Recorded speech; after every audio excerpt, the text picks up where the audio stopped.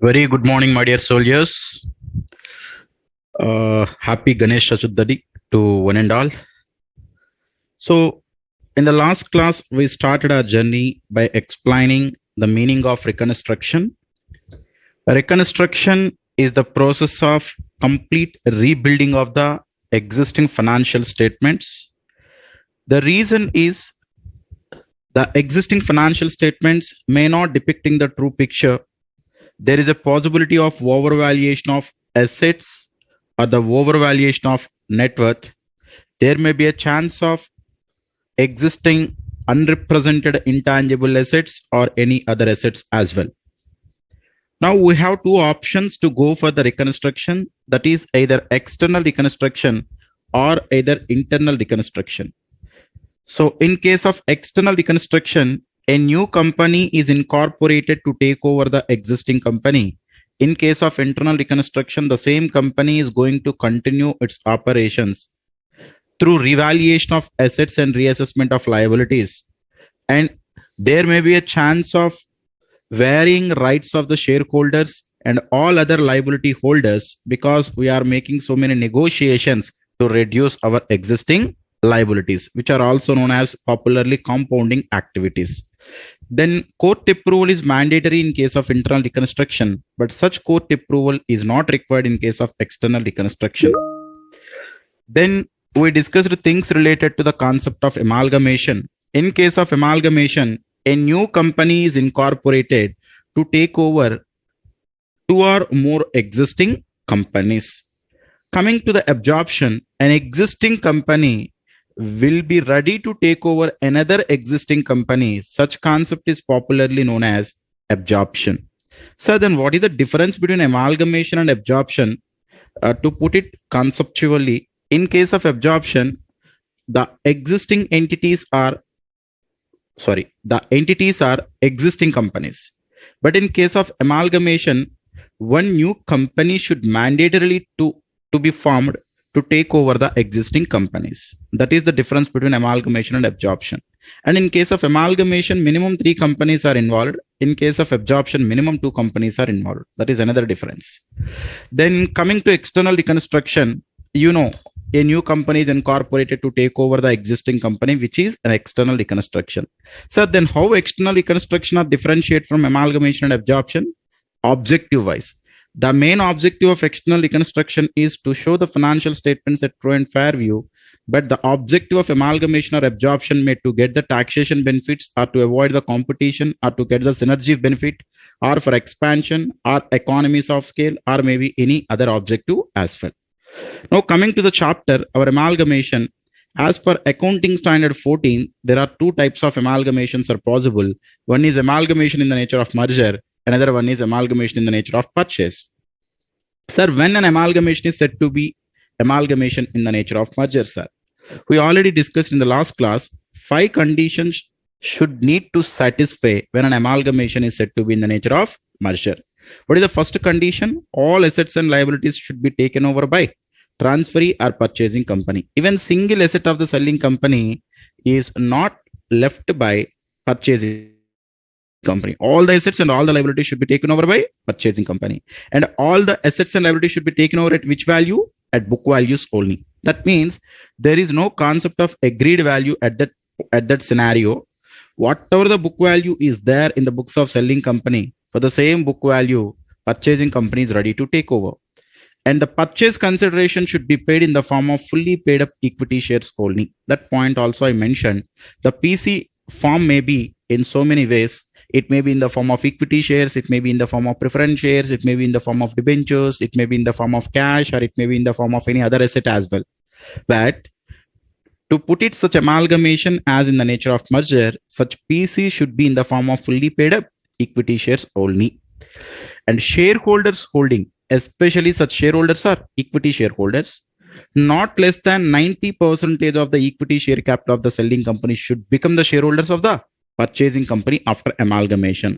How it is possible? I already told you, sir. If the purchasing company issued PC in the form of equity shares means automatically the equity shareholders of the selling company will get such equity shares, then at least 90% of the existing equity share capital of the selling company would become the shareholders of the purchasing company. And after takeover, the purchasing company or the transferee company will continue the same line of business of the selling company. Am I right? If all these 5 conditions satisfied, then such amalgamation is in the nature of merger. If any one of the condition is deviated, then amalgamation is in the nature of purchase. And one more thing, guys.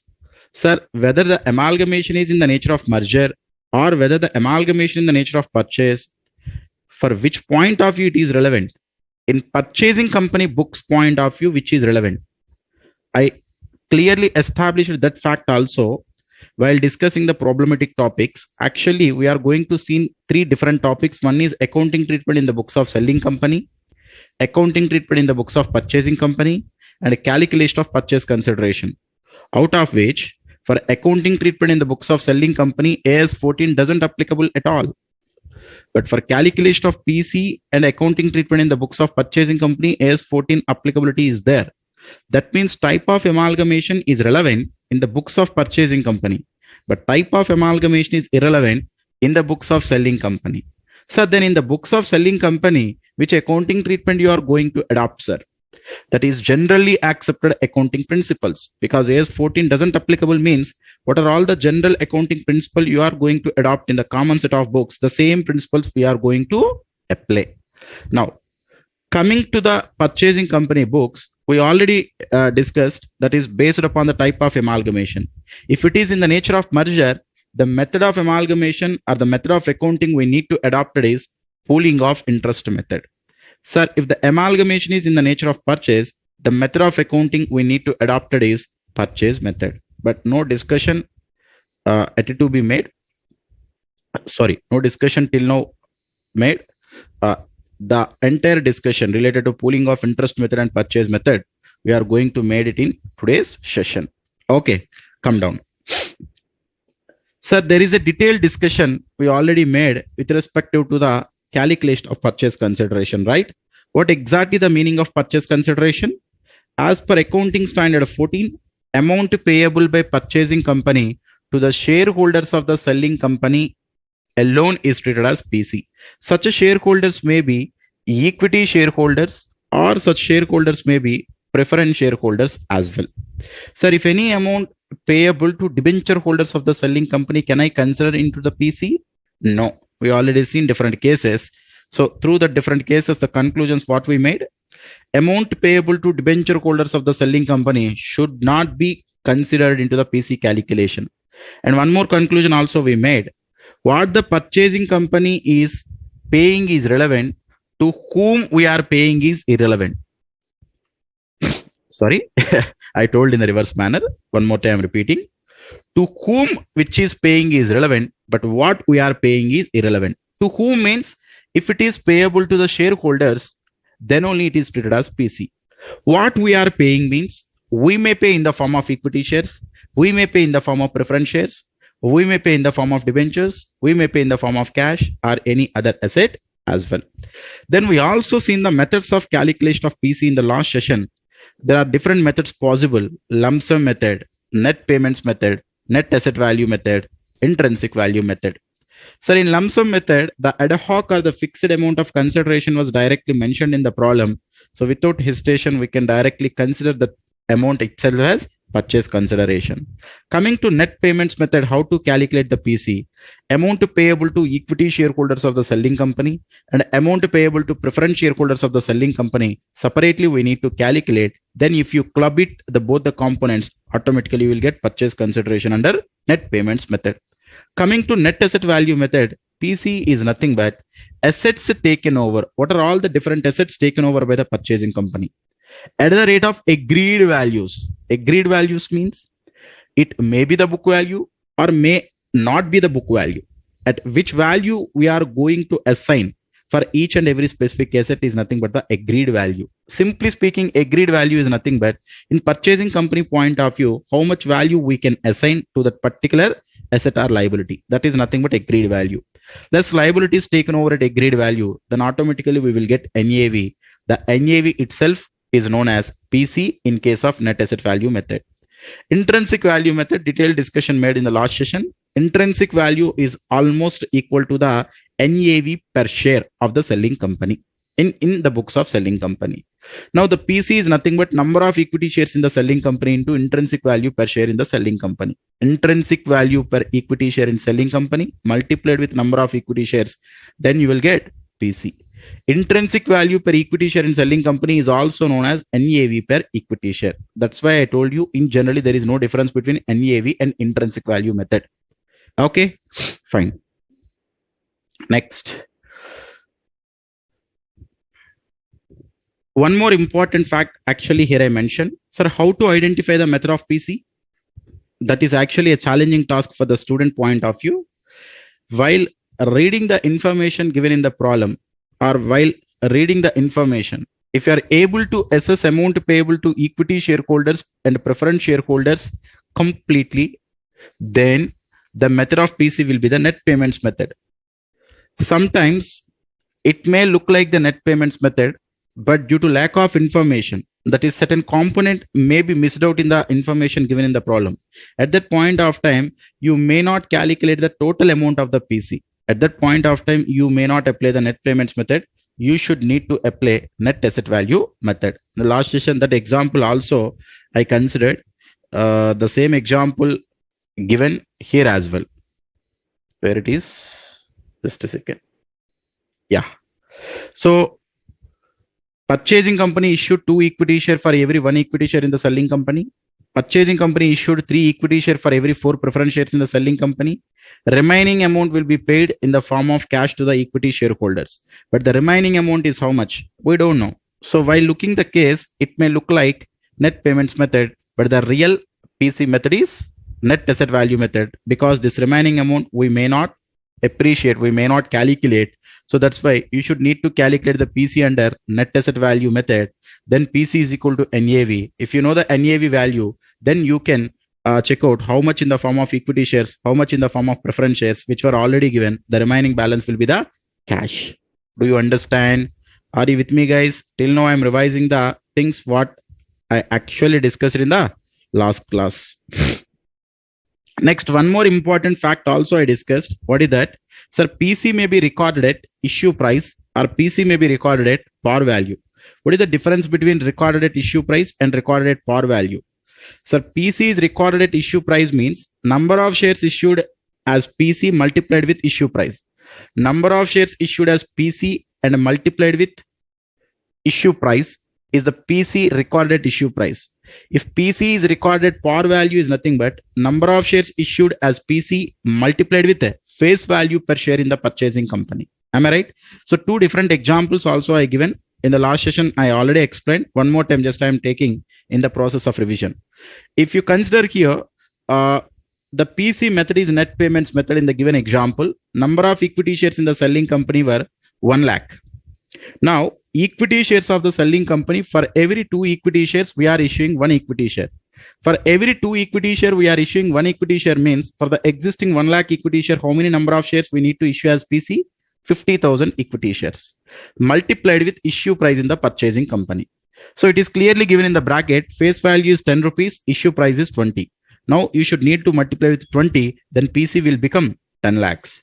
If the same concept or if the same terms are given in the problem, but it is clearly mentioned that PC is recorded par value, then how much will be the PC?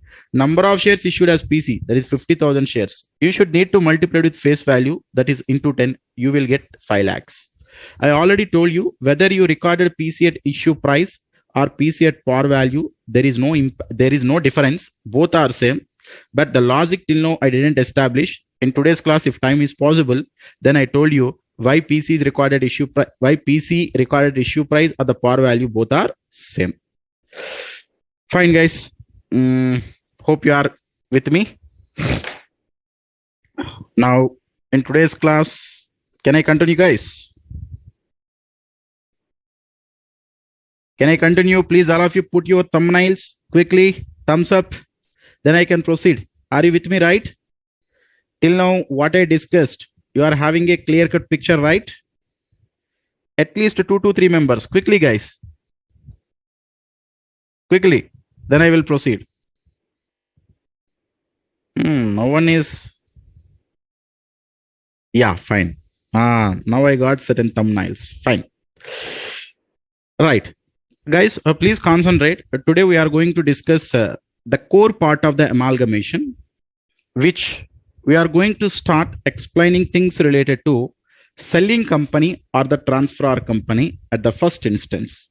You know, out of the three different concepts, we already completed the major topic, which is calculation of PC. The calculation of PC is already over.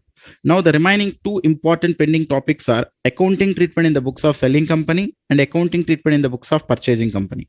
Out of which now we are going to discuss accounting treatment in the books of selling company. Concentrate.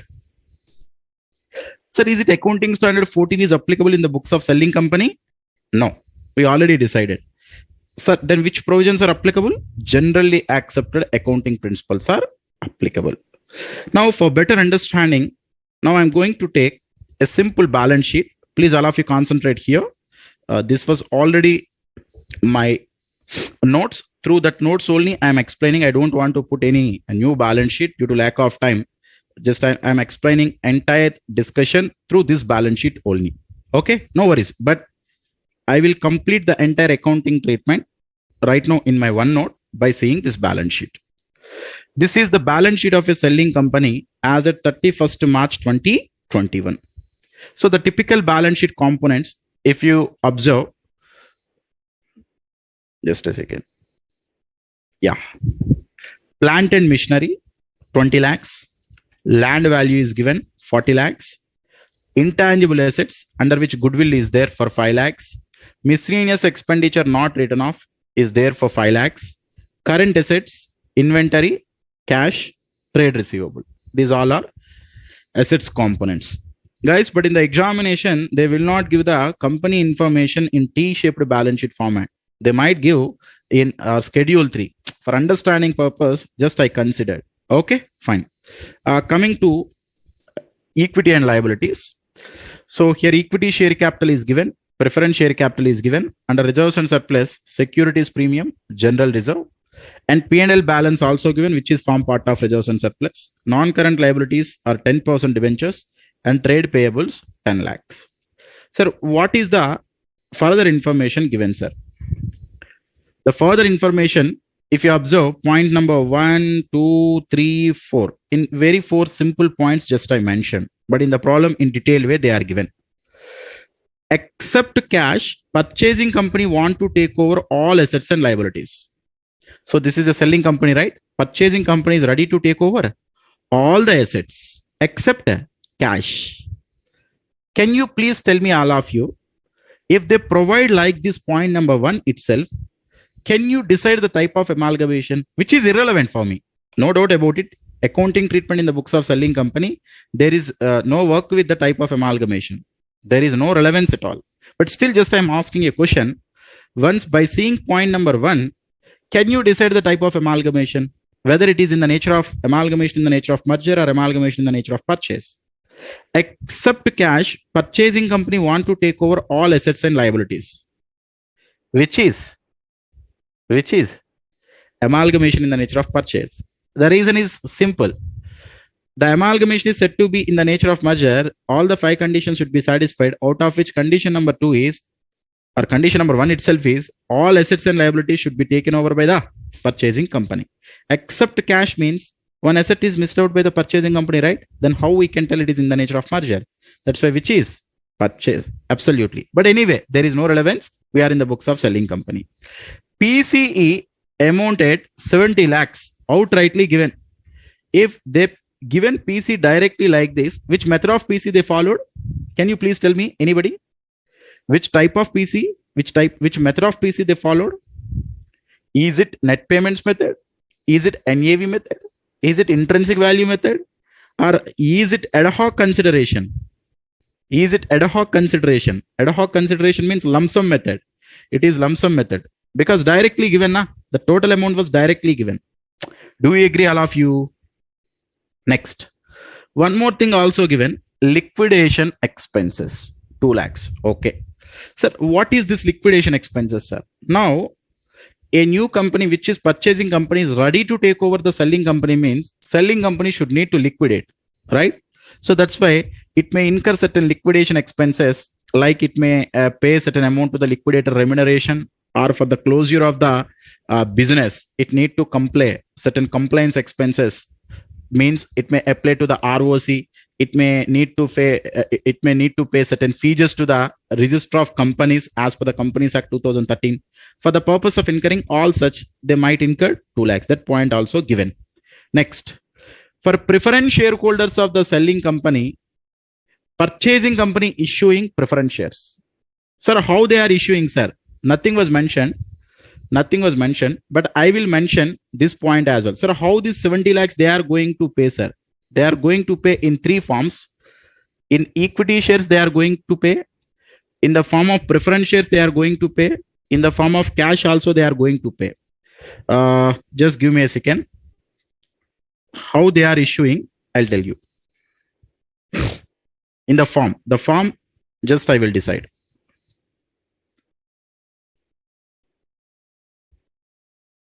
Yeah, which is 25, 30, 15, I think so. Cash 25, equity 30, preference 15. Fine.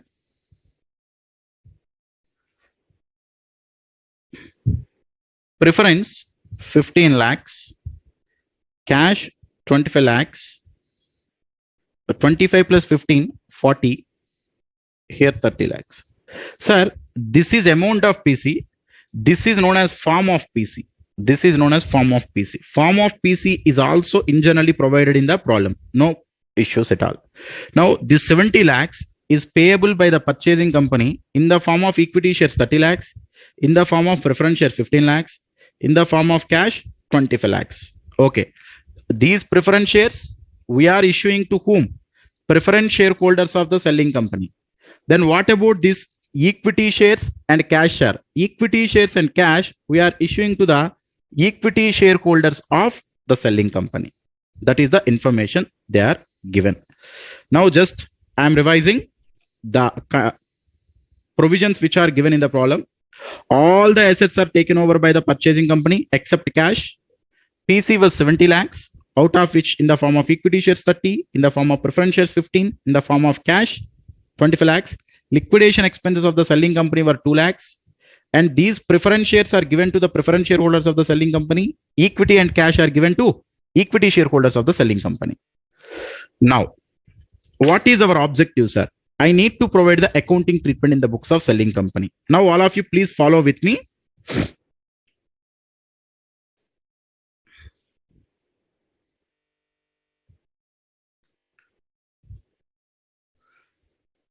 Now we are in the books of selling company, right?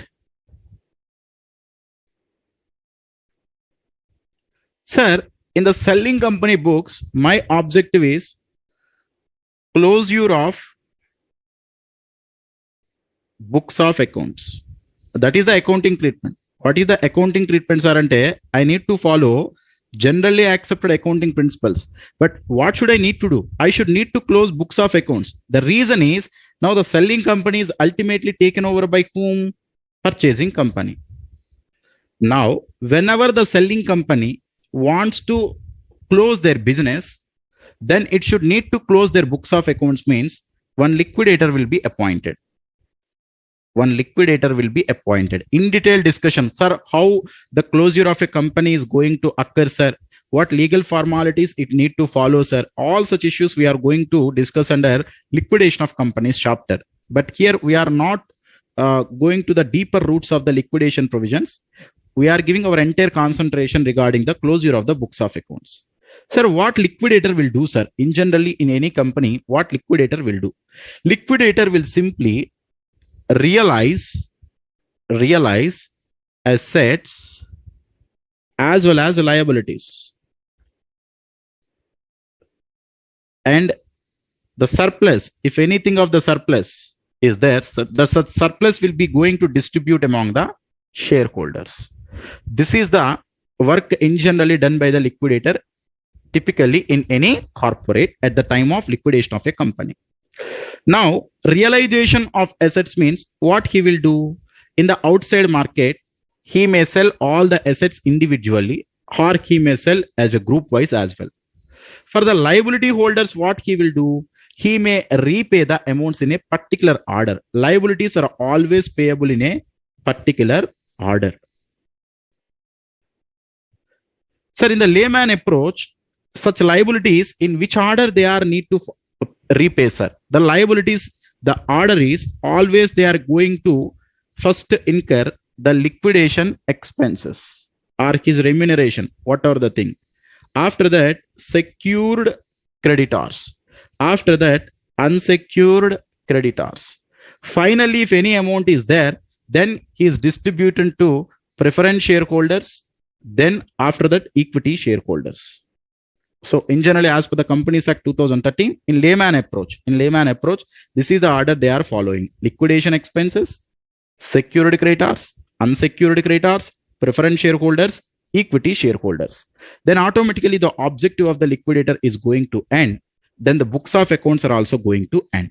Hope you understand the background story before closure of the books of accounts. Now, liquidator coming into the picture, and liquidator start realizing the assets and liabilities. Am I right? Now, in the process of amalgamation, no need to realize the assets and liabilities individually. The reason is another company is waiting to take over all these assets and liabilities. That company is nothing but purchasing company, right? So that's why liquidator is directly sell all those assets as well as liabilities to whom? Purchasing company. Do we agree, guys, all of you? Fine. Now concentrate. Sir, here, plant and machinery, land, intangible assets. These are assets. Miscellaneous expenditure not written off is an asset, which is a fictitious asset, which is not at all taken over by the purchasing company, because which is a fictitious asset, which is not at all an asset. Inventory, except this cash, trade receivable also taken over by the purchasing company. And out of the liabilities, this debentures is also taken over. This trade payable is also taken over. Am I right or wrong, guys? All these assets as well as liabilities taken over. Sir, is it equity share capital, preference share capital, reserves and surplus? These are not taken over by the purchasing company, sir. Those are not liabilities, guys. Those are reserves and surplus as well as shareholders funds. How they can take over? That's why assets and liabilities means assets as well as outside liabilities. Now, all these you are selling to whom? Purchasing company. Am I right? Please concentrate, guys, all of you. Sir, in generally, if you want to sell each and every individual asset, what is the accounting entries you may pass? For example, if you are going to sell this plant and machinery, you may write the entry bank account debtor, or for example, first you need to receive from the other party amount, right? In common, a sale entry, guys, sale entry. What is the sale entry? Debtor account debtor to sales, right? The debtor is right now purchasing company account debtor to plant and machinery account. Plant and machinery account. But right now you are not selling the individual assets. You are selling group of assets. Am I right or wrong, all of you? Sir, if I sell the individual asset, the entry is debtor account debtor to asset account. But I am not selling the individual asset. I am selling the group of assets combinedly. Now, first I should need to do one thing. All these group of assets should need to transfer to a special account or a single account. That plant and machinery balance, land balance, intangible assets, inventory, trade receivables, 10% debentures, trade payables, all the assets as well as liabilities, I want to make it transfer to a single account, because I will directly pass at that point of time. For example, all the assets are under single account called X account, let us assume. In such X account, all the assets we have. Then what I can do, right simply purchasing company account debtor to X account, right? Because X represent here all the assets. I don't want to put each and every single individual account. Sir, why, sir? Individual assets also you can write now. Why you are recording like that? I'll tell you, just give some time space to me. Okay. Sir, to transfer all the individual assets as well as all the individual liabilities to a special account, I will open realization account, because I am in the process of realization of assets as well as liabilities. That's why I will open an account called realization. Realization account. Just a second, guys. Sir, before opening the realization account also, I will tell you one more thing. Please consider, all of you, this is pretty much important. For example, if I consider the plant and machinery here, plant and machinery balance is how much? 20 lakhs, right? Plant and machinery, 2 balance brought down 20 lakhs.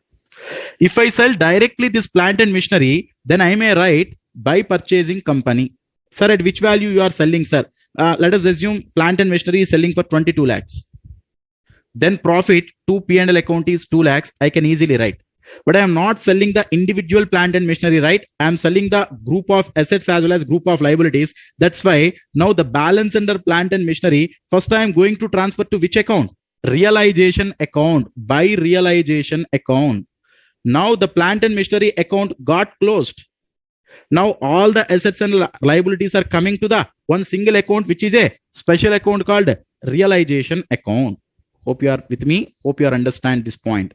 So that's why, can you please tell me, guys, all the individual assets here, all the individual assets one by one, plant and machinery. In plant and machinery by realization means in realization to plant and machinery 20 lakhs. Next to land, how much? 40 lakhs. Next, intangible assets, that is goodwill. Goodwill 5 lakhs. Next, miscellaneous expenditure not written off is not an asset. Don't transfer it. Coming to current assets, inventory. Inventory is how much? 15 lakhs.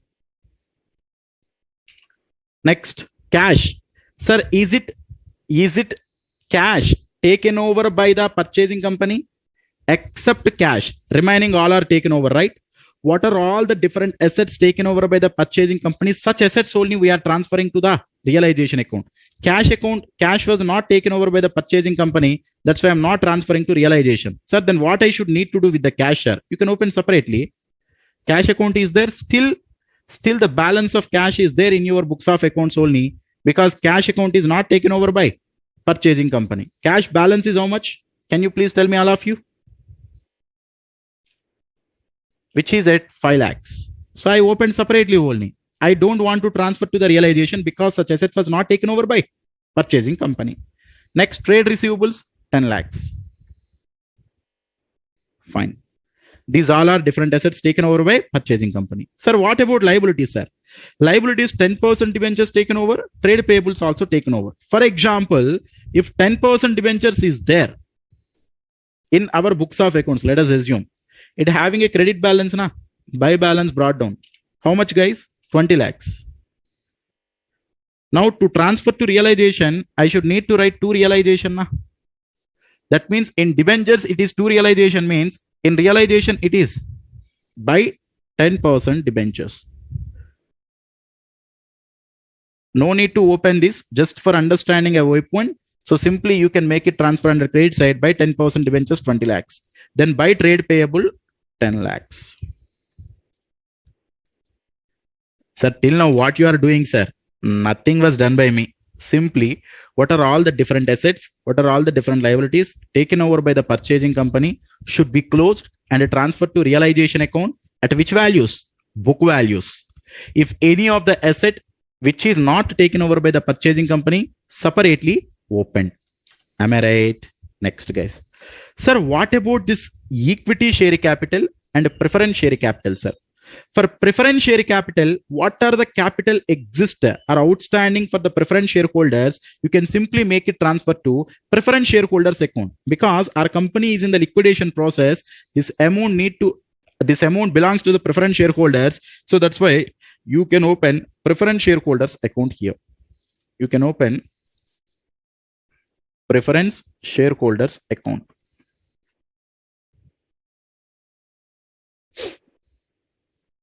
Guys, with me, are you following, all of you? So whatever the preference share capital is there in my books of accounts belongs to whom? Preference shareholders, which is payable to the preference shareholders. That's why I'll write by preference share capital. What are the balances there in the preference share capital? We are transferring to preference shareholders account, which is 20 lakhs. Sir, if you have any confusion, you can open the preference share capital.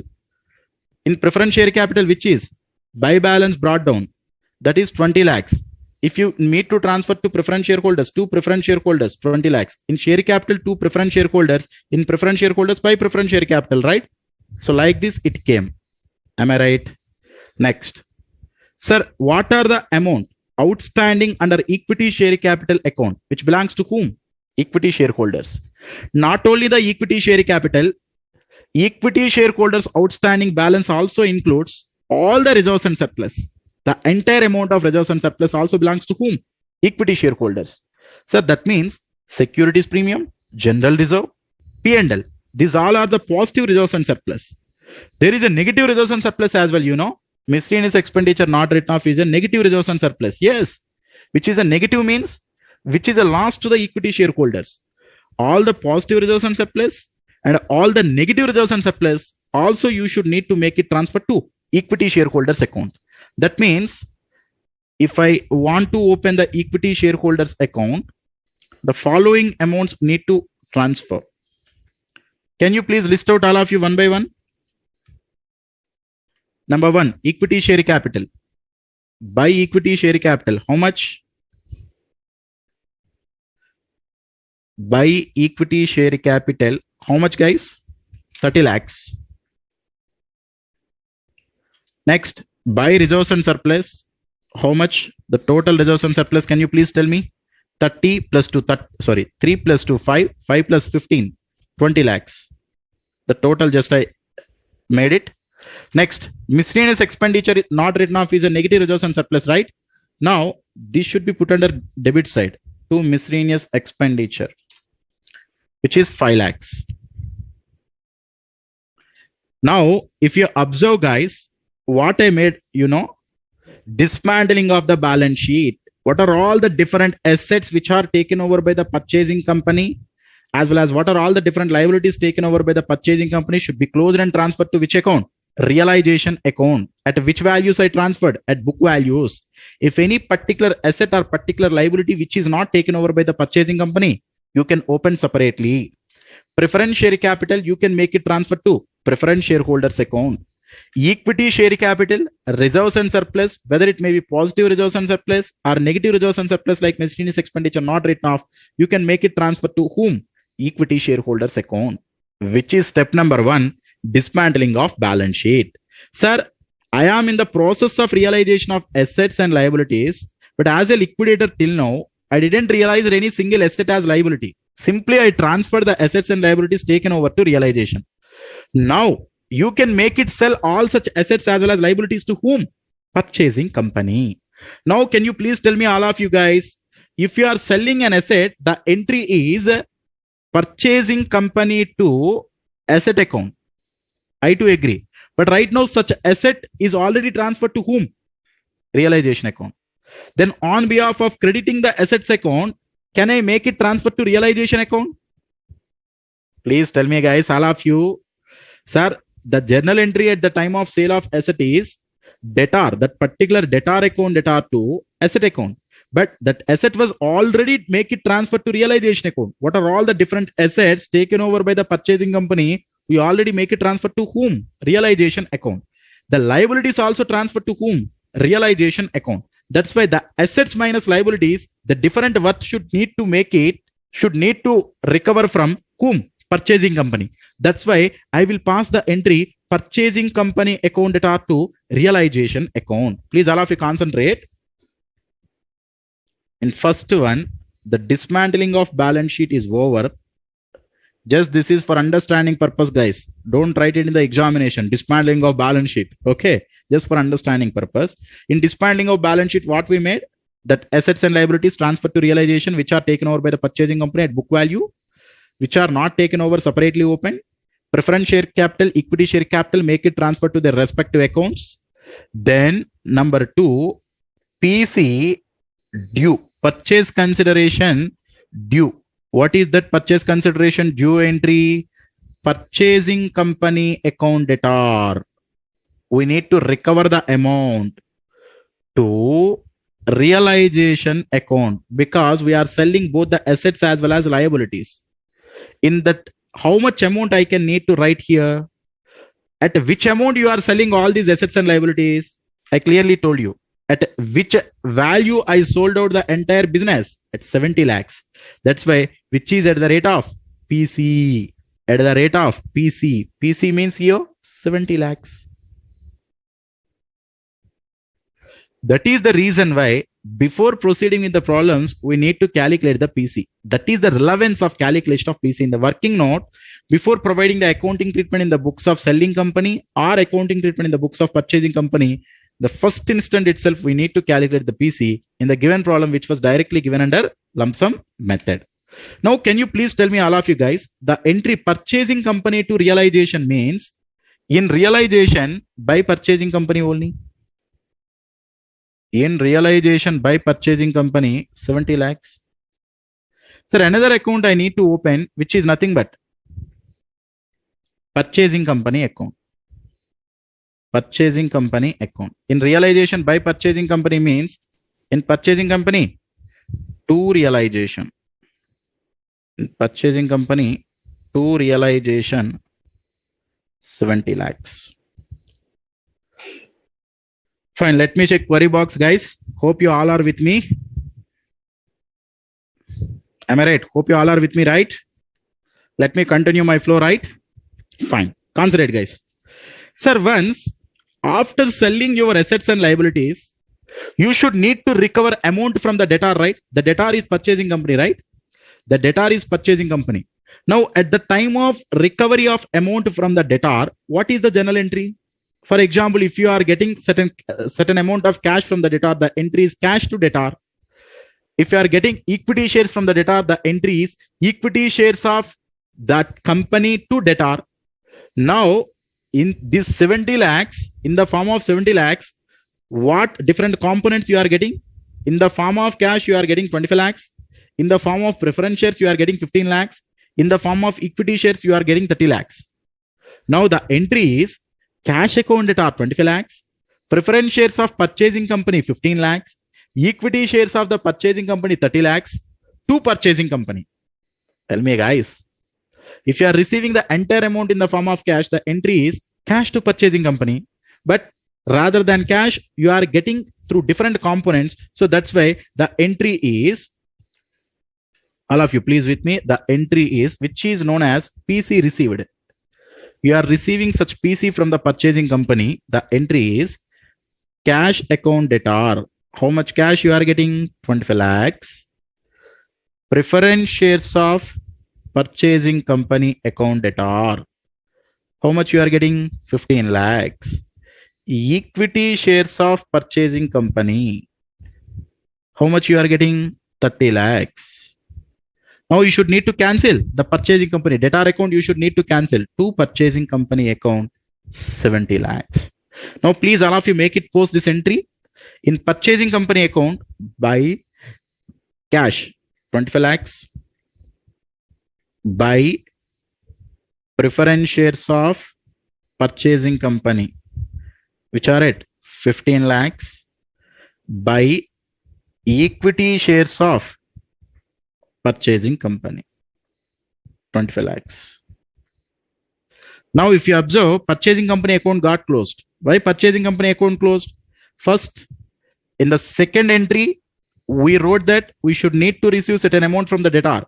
In the third entry, once you receive such amount from the debtor, automatically debtor account need to be closed. In the same way, purchasing company account closed in my books of accounts. Now we are having cash, preference shares of purchasing company, equity shares of purchasing company. In purchasing company, by cash means in cash, simultaneous entry to purchasing company 25 lakhs. Next, in purchasing company, by preference shares of purchasing company means you should need to open one more account, which is preference shares of purchasing company. Sir, preference shareholders is different. Preference shares of purchasing company is different. Don't be confused. Here, the preference shareholders is nothing but which is the like liability account in the selling company, like shareholder in the selling company. These are preference shares of the purchasing company, which is received as PC. That's why both are different. Don't be confused. which is preference shares of purchasing company. Now in purchasing company, by preference shares of purchasing company means in preference shares of purchasing company to purchasing company. Amount is 15 lakhs.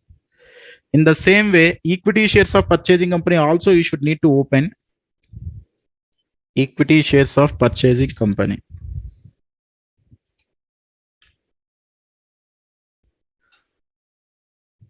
So here to purchasing company.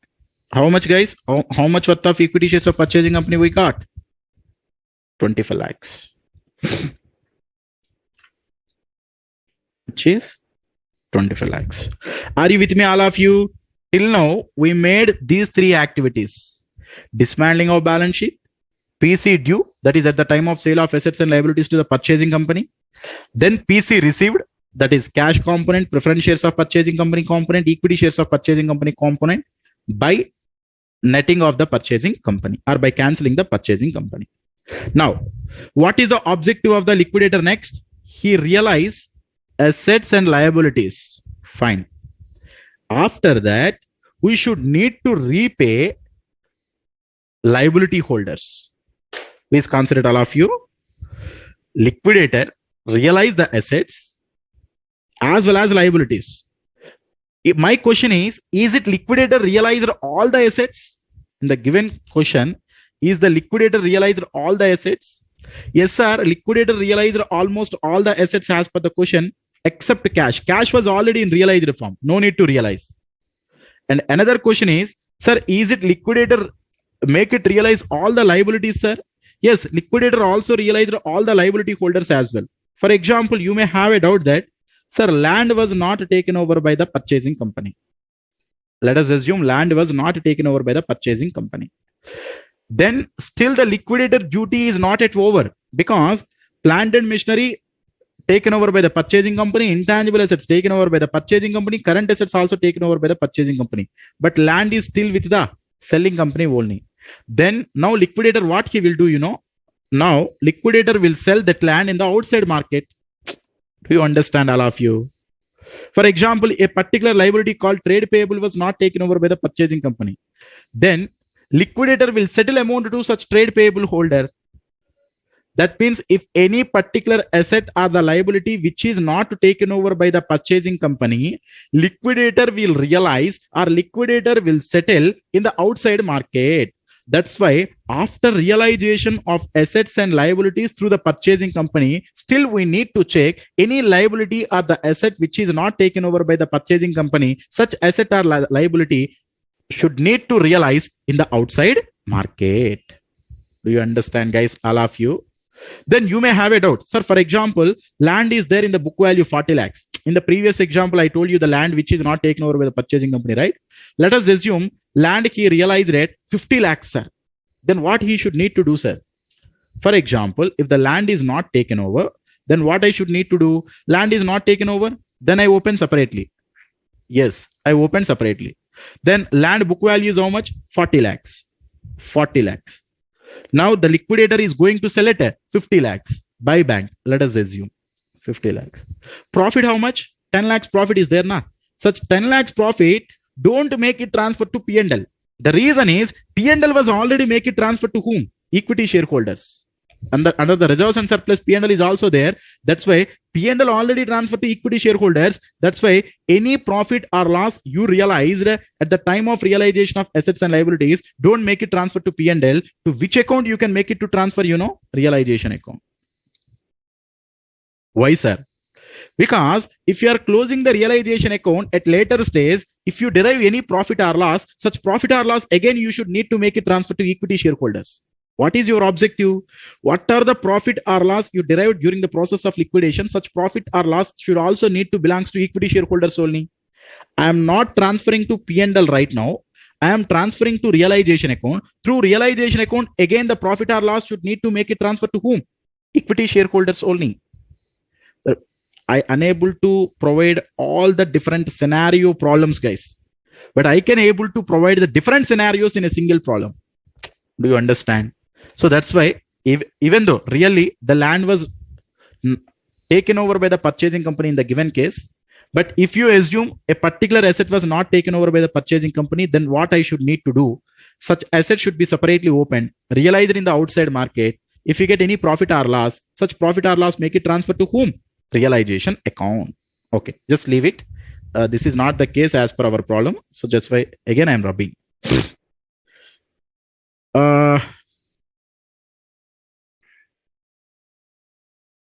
Sir, purchasing company account for equity shares in the purchasing company. 30, yeah, 1 second. Ma. Oh, you are asking this one, huh? 1 second. This is 30 lakhs. I'm correcting. Okay, fine. Yeah, are you with me, guys? Total till now, 3 issues were done by me. Number 1, dismantling of balance sheet. What are all the different assets or liabilities which are taken over by the purchasing company should be closed and transferred to realization account at book values. If any particular asset or a particular liability which was not taken over by the purchasing company separately opened, for which purpose we may realize in the outside market at later stage, then preference share capital, make it transfer to preference shareholders, equity share capital, and the entire amount of reserves and surplus, whether it may be positive reserves and surplus or negative reserves and surplus, make it transfer to equity shareholders account. Then dismantling of balance sheet process is over. Next, step number 2, PC due, purchase consideration due. What is the entry for PC due? Purchasing company account at R to realization account at the rate of PC, purchase consideration. So before providing entry number 2 or step number 2, you should need to calculate the purchase consideration by providing the different methods as per the information given in the problem in the working note. It may be the lump sum method, it may be the net asset value method, it may be the net payments method, it may be the intrinsic value method. Okay. Once you decided the PC amount, in which form you are receiving such PC, it may be in the form of cash, it may be in the form of preference shares, it may be in the form of equity shares, or it may be in the form of debentures as well. As per the information given in the problem, cash account at R, preference shares of purchasing company account at R, equity shares of purchasing company account at R to purchasing company. Am I right? After writing this entry, if any particular asset or liability which is not taken over by the purchasing company exists, first you should need to realize such particular asset. Do you understand, guys? Okay, fine. Now, coming here, sir, the liquidator will need to settle the liabilities in a particular order, right? I told you, please consider all of you. Now I am discussing about the order. You told that after completion of realization of all assets, if any of the liability still exists in the selling company books, that means such liability is not taken over by the purchasing company. If at all any liability is there, for such liabilities, liquidator should need to settle in a particular order. What is that order? First, liquidation expenses. Next, secured creditors. After that, unsecured creditors. After that, preference shareholders. After that, equity shareholders. Now, I am in the process of settling amounts to the various liability holders as well as preference shareholders and equity shareholders. Now, can you please tell me, all of you, as per the information given in the problem, any of the liability is not taken over by the purchasing company? Any of the liability is not taken over by the purchasing company? No, sir. All the liabilities taken over. Trade payables taken over. 10% debentures taken over. If at all not taken over, then I may check which liability I need to pay first. Now, in the order, before making settling to the liabilities as well, first I need to think about the liquidation expenses as well. Because as per the information given in the problem, in point number 3, they clearly mentioned that liquidation expenses are 2 lakhs. That means first, as a first and foremost liability, liquidator should need to settle these liquidation expenses in the settlement order. Sir, what is the entry for settlement of the liquidation expenses, sir? Please consider it, guys. Sir, for any expense, the entry is, expenses to cash. Tell me, guys, what is the entry for expenses? Expenses to cash. Put it liquidation expenses account at R to cash account. How much is the amount? 2 lakhs. Make it right, 2 lakhs here. Now, my question is, in the general course, if any of the expenditure is there, such expenditure should need to transfer to whom? P&L. That is P&L to liquidation expenses. But here P&L was already closed and transferred to whom? P&L was already closed and transferred to. Tell me, guys. Equity Shareholders account. The entire reserves and surplus already transferred to equity shareholders account. Wherever you want to use the P&L, on behalf of the P&L, you can use realization account. That's why on behalf of P&L, now I am using realization account. 2 lakhs, 2 lakhs. Sir, liquidation expenses credit, liquidation expenses debit, cancel with each other. That's why the net entry is, what is the net entry? Can you please tell me, all of you? Net entry. Realization 2. Cash is the net entry. 2 lakhs, 2 lakhs. So the journal entry for incurring of liquidation expenses by the liquidator of the selling company is realization account at R2, cash account. So we are in the order of settlement of liabilities. The first and foremost liability is liquidation expenses, which is realization account at R2, cash. Amount is 2 lakhs. Don't forget to give the simultaneous posting in realization. If it is 2 cash, in cash by realization. In cash, which is by realization, which is 2 lakhs, guys. Sir, next. After incurring the liquidation expenses, any secured creditor need to make it payable by the liquidator? Please check here. No, there is no secured creditor because 10% debentures trade payable were already taken over by whom? Purchasing company. So that's why there is no secured creditor. Is there any unsecured creditor? No unsecured creditor as well. And the next payment should need to make it payable to preference shareholders. Now, can you please check, all of you, to preference shareholders, how much amount we are going to issue for preference shareholders? In the form of preference shares, we are going to pay 15 lakhs as per the information given in the problem. That's why the next payment belongs to the preference shareholders. For preference shareholders, we are giving preference shares of the purchasing company. Preference shares of purchasing company. It was clearly given now.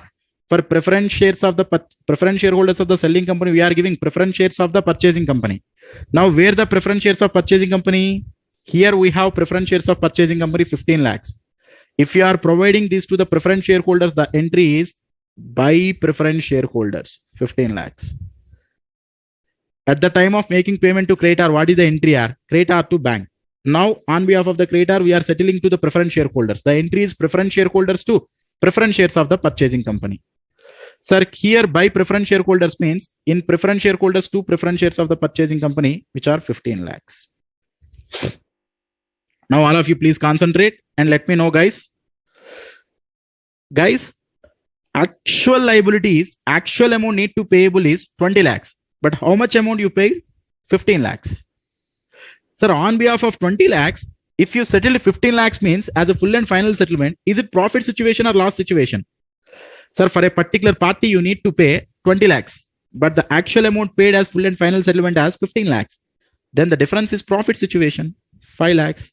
Any profit or loss you derived during the process of liquidation should need to make a transfer to whom? Realization again. There is no P&L for me. Again, realization. That's when preference shareholders to realization, in realization by preference shareholders. How much? 5 lakhs. So with that, preference shareholders account closed. Hope you all are with me, guys. Next. Sir, next settlement, final settlement, equity shareholders. Final settlement to whom? Equity shareholders. Please all of you concentrate. Before making final settlement to the equity shareholders, first you should need to close the realization account. Why, sir? I previously already told you what are the profit or loss you are getting through closure of the realization account. Belongs to whom? Equity shareholders.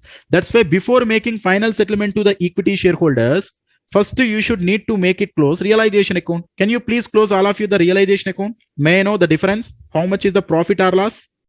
All of you quickly, please put your answers in the query box.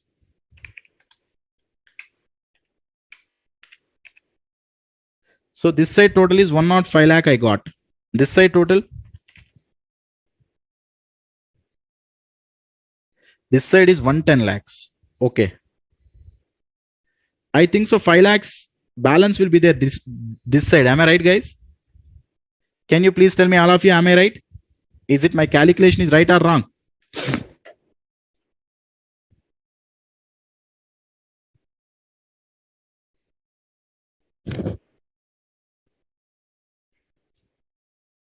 One second.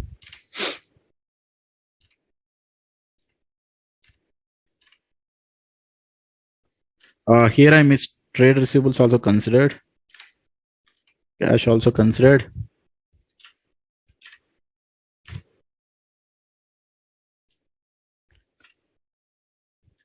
Hey, please check. I think so. My calculation is wrong. Please make it correct calculation. How much, guys? Profit situation. Guys, can you please tell me, all of you, what is the difference amount?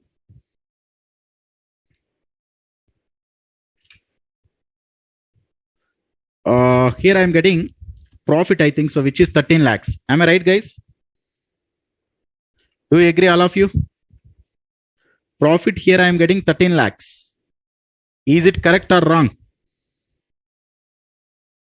Nobody is responding here.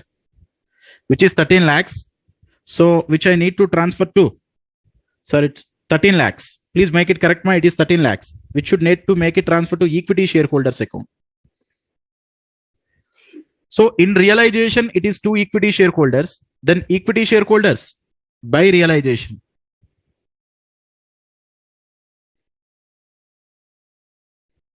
So what are the profit you are getting through closure of the realization account is known as profit derived due to closure of the business. Sir, what it is? This is profit derived due to closure of the business or through sale of assets and liabilities. Whatever the thing you can call, you can put. But such profit or loss, you can make it transfer to whom, guys? Equity shareholders account. Now, all of you, please concentrate. To make the final settlement to the equity shareholders, what are the assets with me? To make the final settlement to the equity shareholders, what are the different resources with us? The first and foremost resource is equity shares of the purchasing company, no doubt about it. 30 lakhs is available. And one more resource is cash balance is with me because cash is not taken over by the purchasing company. How much cash is there? 25 plus 5, 30, 30 minus 2, 28 lakhs. So 28 lakhs cash is there. 30 lakhs equity shares of purchasing company is there. Total with me, 58 lakhs worth of resource is there. Can you please check me, all of you, how much amount need to payable to equity shareholders? How much amount I need to pay to the equity shareholders? Under credit side, 30 plus 20, 50, 50 plus 13, 63, 63 minus 5, 58 lakhs. I need to pay 58 lakhs. To pay the amount of 58 lakhs with me, 30 lakhs worth of equity shares are there. 28 lakhs worth of cash is there. Just you can make it pay. To cash, I have 28 lakhs. To equity shares of purchasing company, I have 30 lakhs. Then equity shareholders account got closed. In equity shareholders, to cash means in cash by equity shareholders. In equity shareholders, to equity shares of purchasing company means in equity shares of purchasing company by equity shareholders, 30 lakhs. If you made the final settlement to the equity shareholders, all accounts got closed. Sir, what is this surprise to us, sir? Even a single account doesn't have any balance? Yes. Sir, if you have any account with certain balance, that means that is not the closure of the business. What is the meaning of closure of business? Closure of business means closure of books of accounts. When all the books of accounts are said to be closed, when all the ledgers got closed, even there is no rupee balance had by a single ledger, then we can tell all the books of accounts are closed. If you want, you can cross check. Realization account got closed. Cash account. So 25 plus 5, 30. 28 plus 2, 30. Cash account got closed. Preference shareholders account already closed. Equity shareholders account just now closed. Just now closed. You can check it. 30 plus 28, 58 plus 5. 63 this side. This side also 63 lakhs. Next, come down. Just a second. Purchasing company account closed previously. Preference shares of purchasing company closed previously. Equity shares of purchasing company closed now. The entire ledger, the entire books of accounts or all the ledgers got automatically closed. Do you agree, guys, all of you? If you have any balance in a particular ledger means your books of accounts got not closed. Okay, fine. Sir, the explanation is good. The reasonings we understood. But the thing is, whenever the problems coming into the picture, how the flow we should need to adopt. Don't worry, guys. For that also, I have an excellent solution. Let me open my theoretical notes. How the flow or what are the procedure we need to follow at the time of handling the problem regarding to the accounting treatment in the books of selling company. Now I'm going to explain. Please all of you concentrate here. Whenever there is a problem coming into the picture related to accounting treatment in the books of selling company, you need to follow 5-step approach. All of you, please be with me. We need to follow 5-step approach. What is the approach, guys? 5-step approach. Let me open this material as well. Just a second. Yeah. Accounting treatment in the books of vendor company or the selling company. You need to follow the 5-step approach. AS 14 is not applicable for accounting in selling company. To close the books of the selling company during the process of amalgamation, we will apply the general accounting principles related to the closure of the books of accounts. The approach is 5-step approach. Step number 1, dismantling of balance sheet. What I should need to do, sir, in the process of dismantling of balance sheet? All the assets and liabilities which are taken over by the purchasing company will be closed and transferred to realization account at book values. If any particular asset or liability which is not taken over by the purchasing company, opened separately for the purpose of realization in the outside market, preference share capital will be transferred to preference shareholders account, equity share capital, reserves and surplus, fictitious assets like miscellaneous expenditure not written off, preliminary expenses not written off, P&L account, debit balance, whatever the thing may be, all such fictitious assets also need to transfer to equity shareholders account. That is step number 1, dismantling of balance sheet. Then step number 2, purchase consideration due, PC due. Calculate the purchase consideration by providing a separate working note. It may be PC may be under lump sum method, PC may be net asset value method, PC may be net payments method, PC may be intrinsic value method. Once the PC amount finalized through the working note, then you should need to provide one journal entry. That is, with the amount of purchase consideration, debit the purchasing company and credit the realization account. The entry is purchasing company account debtor to realization account, which is the entry like sale of asset. That is, debtor to assets. The entry is purchasing company to realization. That's it. Next, step number 3, PC received. Now the PC you might receive in the form of cash, in the form of equity shares, in the form of preference shares, and in the form of debentures.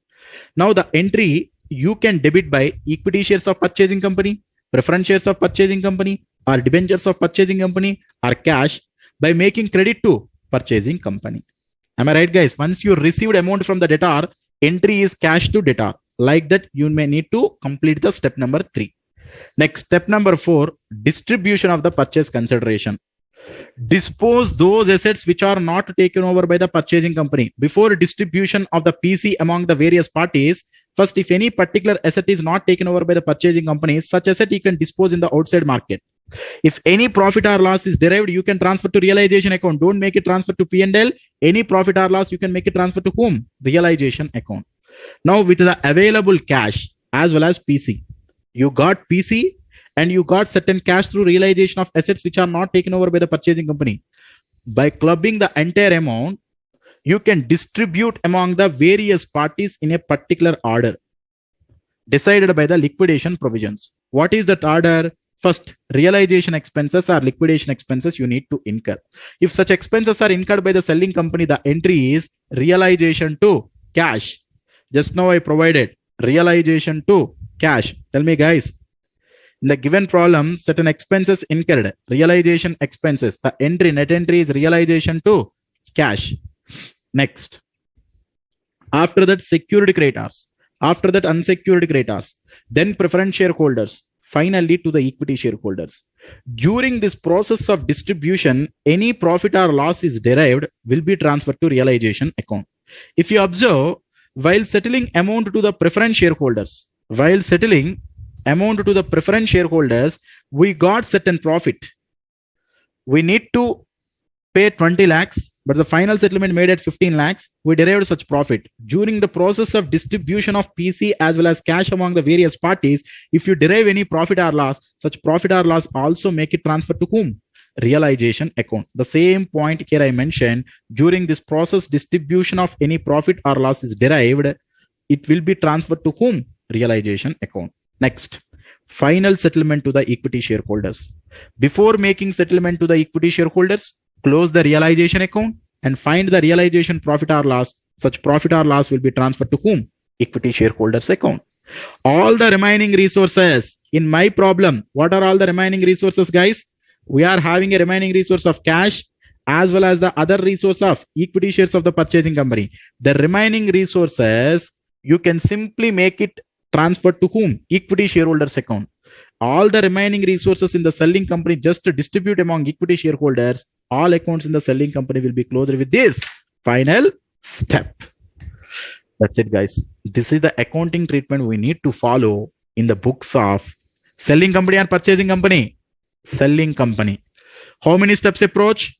5-step approach. All of you, please follow with me, which is the last time I'm revising. 5-step approach. Step number 1, dismantling of balance sheet. What are all the different assets and liabilities which are taken over by the purchasing company should be closed and transferred to realization account at which value? Book value. If any of the particular asset or liability which is not taken over by the purchasing company separately, open for the purpose of realization in the outside market at later stage. Then step number 2, PC due. What is the entry for PC due? Purchasing company account data to realization account. But before providing such entry, you need to calculate the PC by providing the on the basis of information given in the problem. The PC may be the net payments method or net asset value method or the lump sum method or maybe the intrinsic value method. Then step number 3, PC received. The PC you might receive in the form of cash, in the form of equity shares, in the form of preference shares, in the form of debentures. What is the entry? Cash account data, equity shares of purchasing company account data, preference shares of purchasing company account data, debentures of purchasing company account data to purchasing company. Now, after receiving the PC, if any of the particular asset which is not taken over by the purchasing company, you can realize in the outside market. Any profit or loss derived through realization of that particular asset also should need to make it transfer to realization account. Then PC along with the cash realization from the asset not taken over by the purchasing company, by clubbing it, you can make it distribute in a particular order. First, realization expenses, then secured, then unsecured, then preference, then equity. For the entry for incurring of expenses that is related to realization, the entry is realization to cash. For secured creditor to cash. For unsecured creditor to cash. Preference shareholders, what you are paying. If you are paying preference shares of the purchasing company, preference shareholders to preference shares of the purchasing company. No, if you are paying cash, preference shareholders to the cash. Do you understand? During this process, if you derive any profit or loss, such profit or loss also you can make it transfer to realization account. Before making final settlement to the equity shareholders, find the realization account profit or loss. If it is profit, realization to equity shareholders. If it is loss, equity shareholders to realization. Then what are all the different resources you have in the selling company? Finally, such resources just to make it distribute among the equity shareholders account. Then automatically resource account got closed, like cash and equity shares of purchasing company, and the equity shareholders account also got closed. Then accounting treatment in the selling company is over. The entire books of accounts got closed. Is it type of amalgamation is relevant? No. Is it we are following accounting standard 14 provision? No. Just the simple liquidation provisions we are following for the purpose of closure of books of accounts in the books of selling company. That's it, guys. This is a story all about the accounting treatment in the books of selling company. Please, you can go for the break for 10 minutes. Once the break is over, we are going to start with accounting treatment in the books of purchasing company. Believe me, if you can able to learn the entire content of the concept at a single instance, then only we can digest the concept, then only we can understand the concept. That's why please allow me after the break. First, we are going to explain the concept related to accounting treatment in the books of purchasing company. Then we can proceed with a problem in the today's class itself if time is allowing me. Okay, please all of you assemble by 8:25 exactly.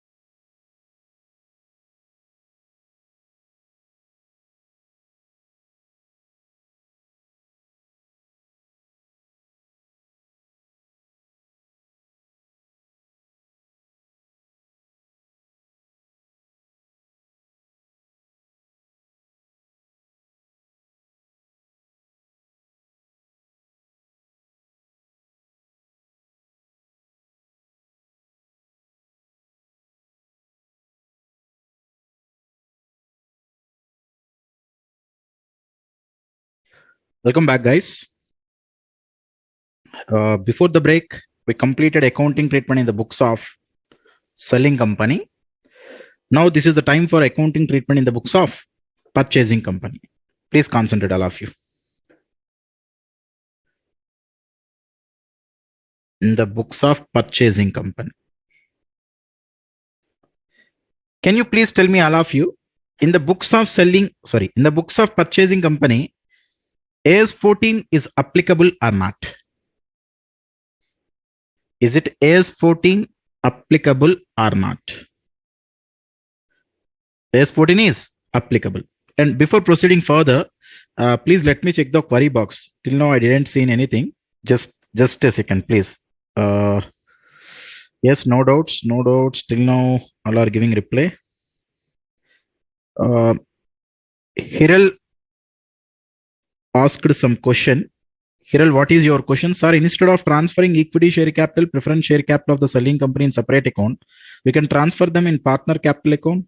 Oh, my dear, it is a company. How you can transfer to the partner's capital account here? You are not in partnership firm. Okay. It is a private limited company or a public limited company. How it is possible to transfer to partner's capital? It is not possible. Fine, next.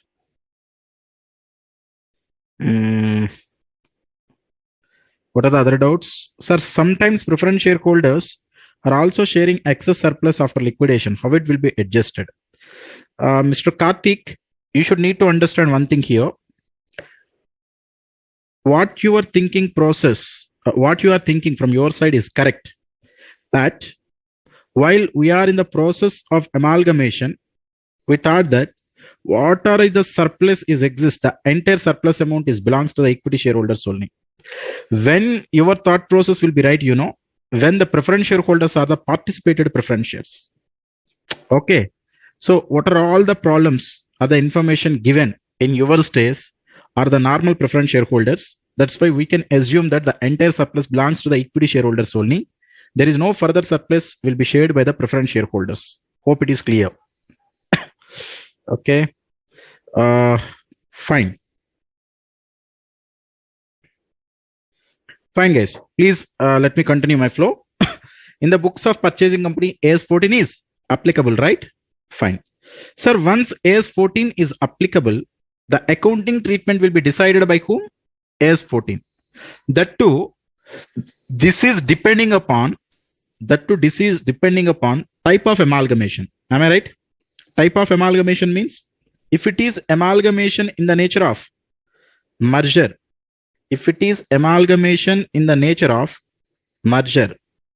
what is the accounting treatment we need to follow?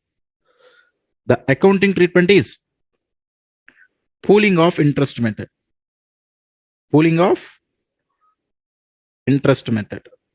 Right? I'll do one thing. First, let me write amalgamation in the nature of purchase. That's a good idea. If it is amalgamation in the nature of purchase, then the method is purchase method. Otherwise, if it is in the nature of merger, come on guys, all of you, what is the method of accounting treatment? Pooling of interest method, right?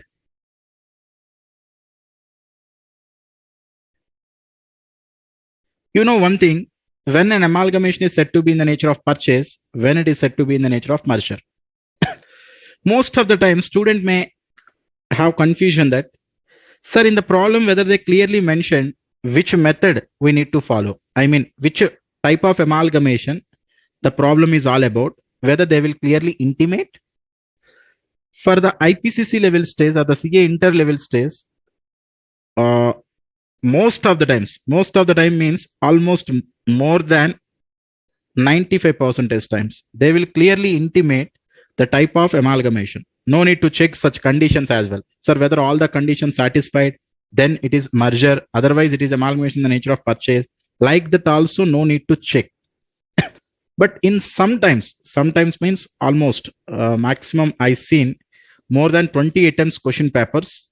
Out of that, very remote scenario, one time I think so, they are not mentioned the method of amalgamation according to the information given in the problem. you need to check whether it is in the nature of purchase or whether it is in the nature of merger. But right now, for the new scenario, whenever the new syllabus is introduced, 100% times they clearly intimated which type of amalgamation it is all about in the problem clearly. That's why to decide the type of amalgamation, no need to put any efforts. Do you understand, all of you? Sir, once the type of amalgamation is given in the problem, or whether it is decided from your side, then what is the accounting treatment we need to follow, sir? First, we will discuss purchase method. That is, if the amalgamation is in the nature of purchase, what is the method of accounting we need to follow? First, we will see. Amalgamation in the nature of merger is pretty much easy while compared to the purchase method. That's why I will discuss at later stage. Now concentrate in the books of purchasing company. The method of amalgamation is amalgamation in the nature of purchase, and the method of accounting is purchase method. First, sir, whenever you are purchasing any goods, what is the journal entry you might pass in your books of accounts? The normal credit purchase of goods. I'm not asking any new question, guys. The normal purchase of goods. What is the journal entry? Purchases account at R2. Tell me, guys. Purchases account at R2. Credit R account. This is the normal purchase of goods, right? Now, on behalf of goods, now the purchasing company is purchasing business. That's why on behalf of the purchase, I'll write business purchase account. On behalf of the goods, which is business, that's why I'll write business purchase account at R2. Who is such creditor? May I know? Who is such creditor? To whom you should need to make the, to whom you should need to pay the payment or the PC? To selling company. But selling company is already liquidated. On behalf of the selling company, liquidator was appointed, right? Previously appointed in the books of selling company. That's why you should need to make payment to liquidator. So to liquidator of selling company. Sir, how much amount you should need to pay? At the rate of PC. At the rate of PC, purchase consideration. In the earlier problem, the purchase consideration is 70 lakhs. If you want, you can take that 70 lakhs. Do you understand? Okay, fine. Sir, if you are purchasing the business means, what you are purchasing, sir? Business means it is the combination of assets and liabilities. Now, in the second entry, or which is known as incorporation of assets and liabilities. Incorporation of assets and liabilities. You should need to cancel this business purchase. You need to incorporate assets and liabilities. Assets are in generally having debit balance. That is assets taken over at the rate of agreed values. This is very, very important because the book value of the selling company is irrelevant in the books of purchasing company. At which value we are agreeing, at which value we are purchasing, at that value only we should need to incorporate all the assets. And one more question, is it all the assets which are there in the books of selling company can I need to incorporate? No. Those assets which are taken over only I need to incorporate. For example, in the books of selling company, cash is not taken over by the purchasing company as per the information given in the problem. That's why cash no need to incorporate in the books of purchasing company. What are all the different assets? Agree to take over such assets only we need to incorporate. Assets is in generally having debit balance. That's why I debited. Liabilities in generally having credit balance. Two liabilities. Liabilities taken over at the rate of agreed values. At the rate of agreed values. Now, assets incorporated, liabilities incorporated. I need to cancel business purchase, and a business purchase is having debit balance. That's why you need to cancel the business purchase to business purchase account. If you want to cancel the business purchase, it should need to credit. It should need to made credit. Now, what you made here, sir, it's very simple process. You incorporated assets and liabilities. You incorporated assets and liabilities by canceling business purchase. That is the thing you made. Now, my question is, business purchase is at PC. Tell me, guys, business purchase is 70 lakhs means it is at the rate of PC. Now, the assets and the liabilities you incorporated at agreed values. Assets taken over at the rate of agreed values, less liabilities taken over at agreed values.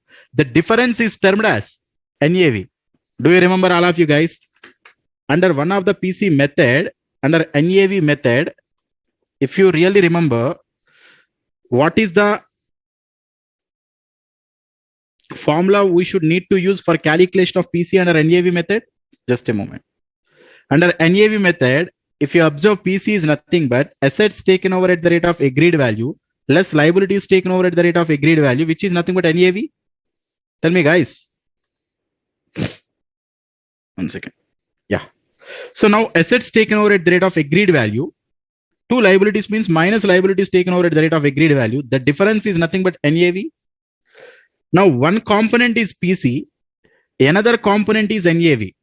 That means the PC may not match with NAV. The PC may match with NAV. We don't know. For example, if the PC is under NAV method, then PC equal to NAV. All of you please concentrate here.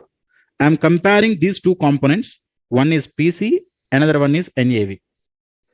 Now, if the PC is under NAV method,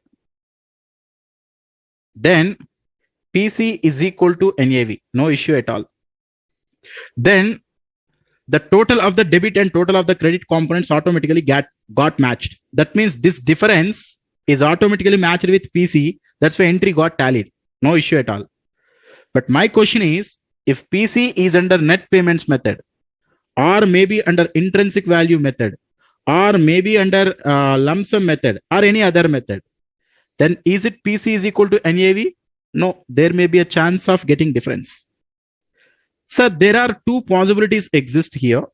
There are two possibilities. What are such possibilities? One possibility is PC greater than NAV. And another possibility is PC less than NAV. Are you with me, guys, all of you? Hope you are understanding. Hope you are following.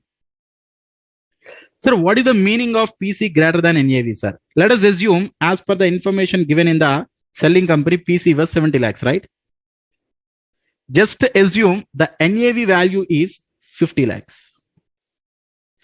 PC means what we are paying. We are paying 70 lakhs to get 50 lakhs worth. Sir, the worth of the business of the selling company is 50 lakhs, but you are paying 70 lakhs. Why you are paying excess amount of 20 lakhs, sir? Why you are paying excess amount of 20 lakhs? You are paying the excess amount due to the goodwill of the selling company, guys. Sir, nobody is ready to pay more amount than what he is getting. Why you are paying excess of 20 lakhs? Apart from the real valuation of assets and liabilities, the selling company had existence since past 100 years.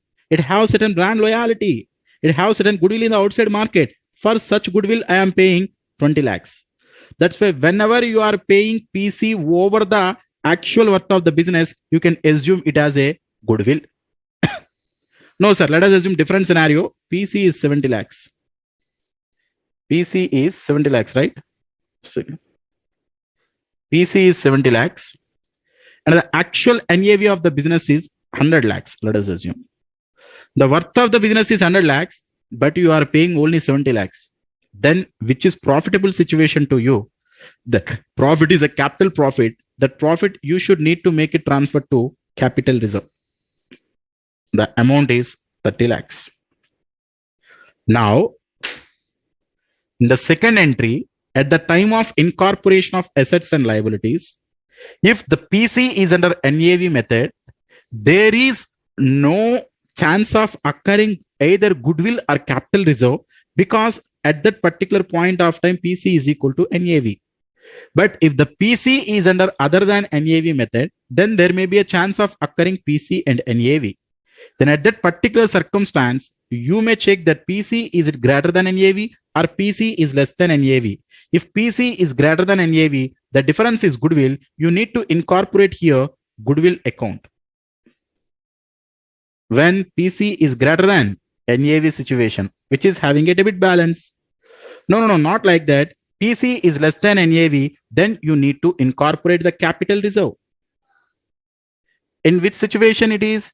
PC is less than NAV. Then only the entry number 2 will be tally. Are you agree, guys? All of you? Fine. Next, please consider all of you. Till now, what I did in the books of purchasing company.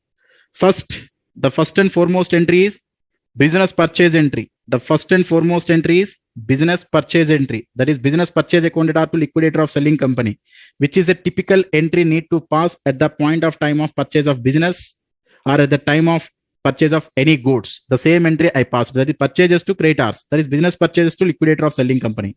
After that, second entry is incorporation of assets and liabilities. That is the second entry. Now, business purchase need to cancel. You should need to incorporate assets and liabilities. If PC is under NAV method, there is no difference between PC and NAV. If PC is other than NAV method, there is a difference. If it is PC greater than NAV, goodwill, PC less than NAV, capital reserve. That's over. Now, you should need to make to settle to the creditor. We are purchasing something from the party, liquidator of selling company. Now, you should make to settle that 70 lakhs. Now, can you please tell me, guys, all of you, now such 70 lakhs, if you are making payment to the liquidator, what is the entry we can pass? Creditor to cash. If you are paying cash, let us assume, then creditor to cash. Here the creditor is liquidator. Liquidator of selling company, account debtor to, you may issue cash, you may issue your equity shares, you may issue your preference shares, you may issue your debentures. If you are issuing cash, to cash account. Now, if you are paying in the form of equity shares, to equity share capital account. If you are issuing equity shares to the other party, means which is your form part of capital. If you are issuing the preference shares, then to preference share capital. If you are issuing the debentures, to debentures account. Sir, I am issuing at more than face value, sir. If you are issuing at more than face value, the excess of amount over the face value should need to be transferred to securities premium account. Sir, if you are issuing at face value, then security premium account doesn't come into the picture. Do you understand? For example, liquidator of selling company is 70 lakhs. Sir, cash you are paying 25 lakhs. Equity shares, in the form of equity shares, you are paying 30 lakhs. In the form of preference shares, you are paying 15 lakhs. All are issuing at a face value. Let us assume, as per the information given in the selling company books, we are paying in the form of cash 25. We are issuing the equity shares 30 lakhs. We are issuing the preference shares 15 lakhs. Like that, you should need to pass. Sir, this is accounting treatment in the books of purchasing company. As per which method? Purchase method. Sir, the third entry name is final settlement to the liquidator, which is known as final settlement to the liquidator. Yes, such a simple accounting treatment you need to follow in the books of purchasing company. Just let me open my notes as well here for better understanding.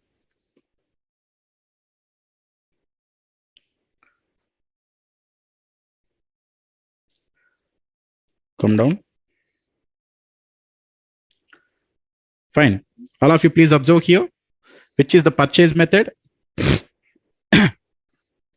At the time of purchase of business, the entry is business purchase account debtor to liquidator of selling company at the rate of PC. Entry number 2, incorporation of assets and liabilities of the selling company. Assets taken over at the rate of agreed values to liabilities taken over at the rate of agreed values. You should need to cancel the business purchase by providing the credit to business purchase. That is at the rate of PC. Now, the difference between assets taken over at the rate of agreed value and liabilities taken over at the rate of agreed value is known as NAV. Such NAV should need to compare with PC. If the PC is under NAV method, then PC is equal to NAV. No chance of occurring goodwill or capital reserve. But if the PC is under any other method, that is other than NAV method, then there is a chance of occurring PC greater than NAV or PC less than NAV. If the PC is greater than NAV, which is goodwill, if PC is less than NAV, which is capital reserve. If it is the goodwill, you should need to represent under debit side. If it is the capital reserve, you should need to represent under credit side at the time of incorporation of assets and liabilities. One more thing, guys, what are the goodwill you derived during the process of amalgamation? For such goodwill, AS 26 doesn't applicable, In generally, for the entire intangible assets concept, AS 26 is applicable. but the goodwill arised during the process of amalgamation, AS 26 doesn't applicable. AS 14 is only applicable because as per the standard of AS 26, the intangible asset can be amortized maximum for 10 years. In generally, he is telling, unless otherwise there is a specific virtual evidence is available, then you can amortize for more than 10 years as well. But as per the provisions of AS 14, the maximum period you should need to amortize the goodwill which you arised in the process of amalgamation will be 5 years. So the amalgamation, the goodwill arised in amalgamation will be amortized over the period of 5 years. That is the point he's telling. Amortization means the goodwill amount you should need to make it transfer to P&L account.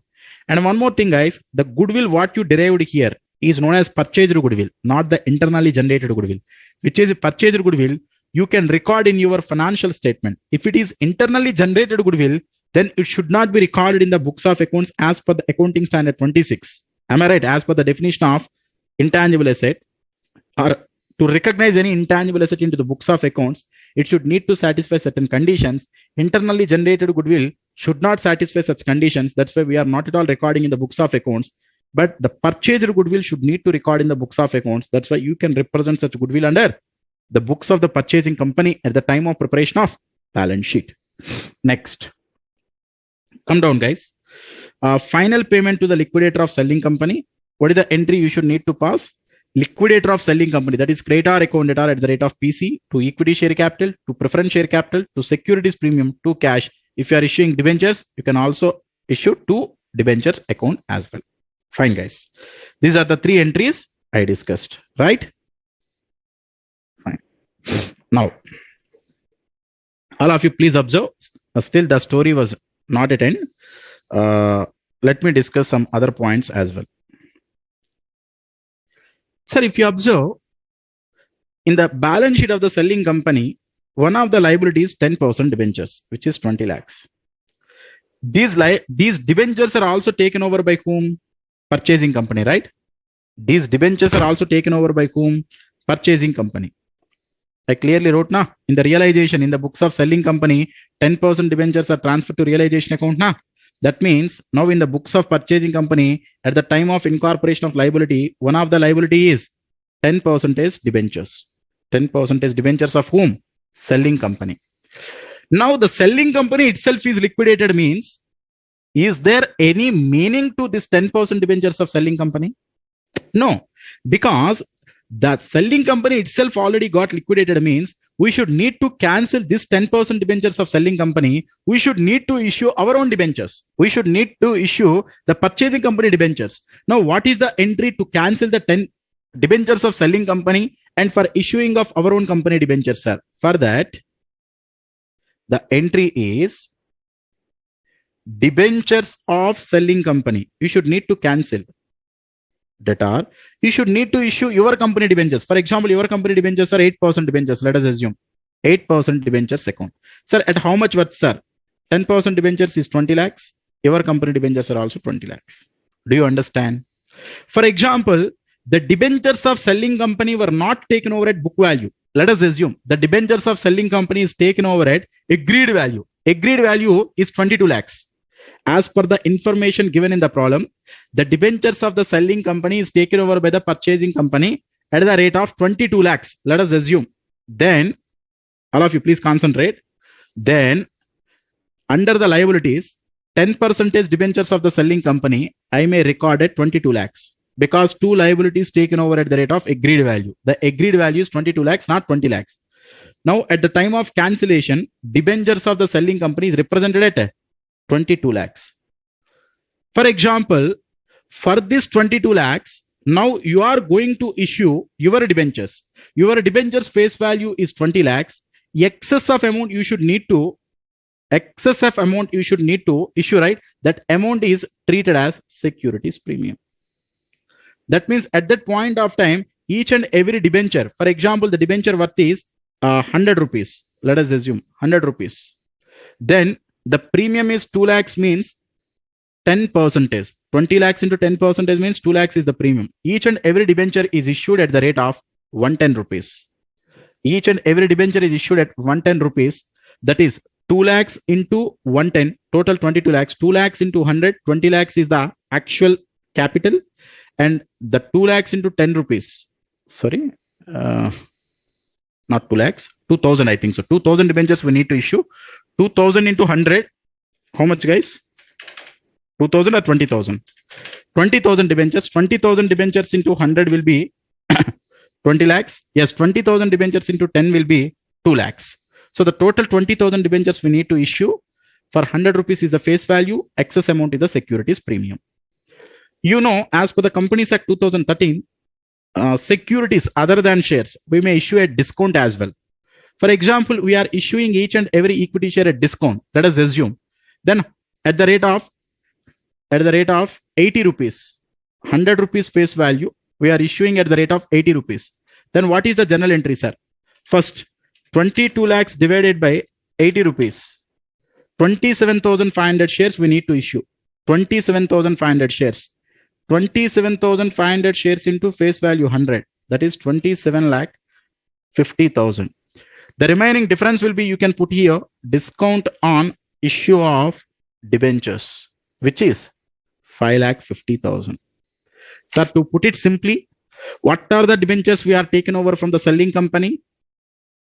Ultimately, we should need to cancel. We should need to issue our own company debentures. You should need to check our own company debentures are issuing at premium. Then the excess of face value over the excess of face value you are paying to such debentures, you should make it transfer to securities premium. Or if you are issuing such debentures at discount, then the entry is debentures of selling company, discount on issue of debentures to debentures account. Do you agree with me, guys? All of you?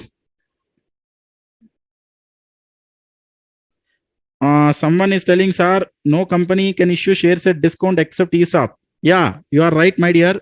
But these are not shares. These are debentures. Yes, debentures can be, debentures we can issue at discount. It is possible. That's why while writing the entry for shares, I'm not putting any discount here. I'm writing at the time of settlement of debentures only. I made it discount on issue of debentures. Do you agree? Yeah, fine.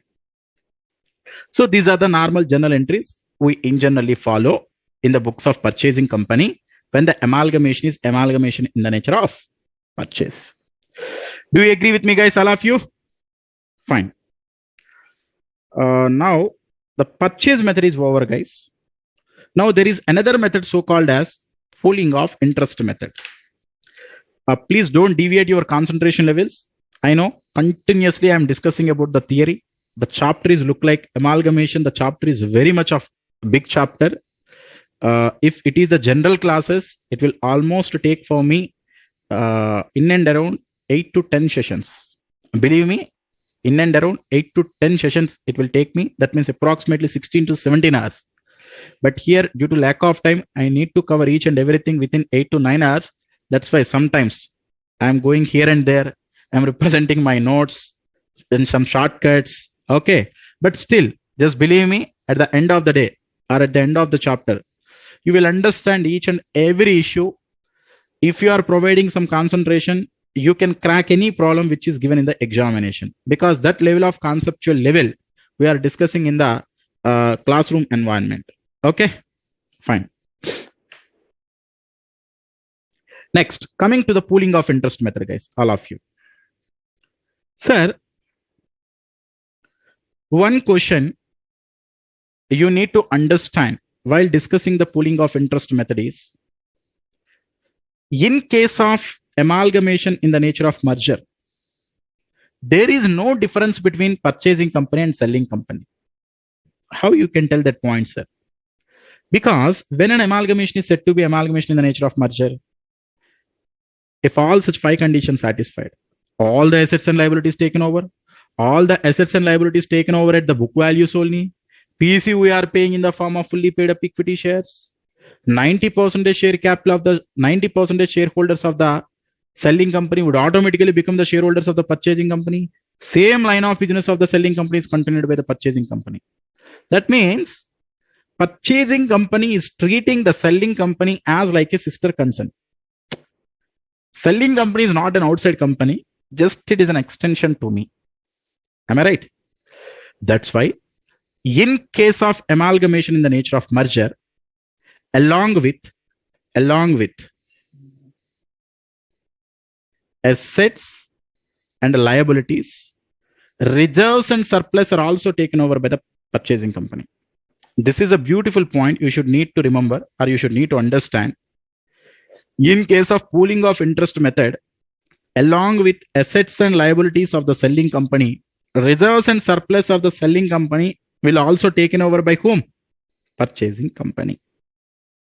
Why, sir? The reason is, when an amalgamation is said to be amalgamation in the nature of merger, all such 5 conditions need to follow. Sir, all the assets taken over means, all the liabilities taken over means, we are not giving any chance to sell such particular asset or liability to sell in the outside market. Just we are treating that is our entity only.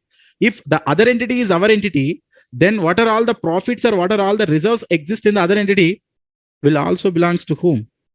To mine only, to me only. That's why along with assets and liabilities of the selling company, we also ready to take over reserves and surplus of the selling company. Now this point makes difference in between purchase method and pooling of interest method. Except this point, there is no difference between purchase method and pooling of interest method. Do you agree, all of you first? Do you understand, all of you, this point first? Now, concentrate, guys. So let me take here a typical selling company balance sheet. Just let us assume this is a selling company. So this is sundry assets. This is about sundry liabilities. This is share capital inclusive of both equity and preference. And this is reserves and surplus. Okay. This is the balance sheet of the selling company. Now concentrate, all of you. Now we are in the books of purchasing company. Type of amalgamation is in the nature of merger.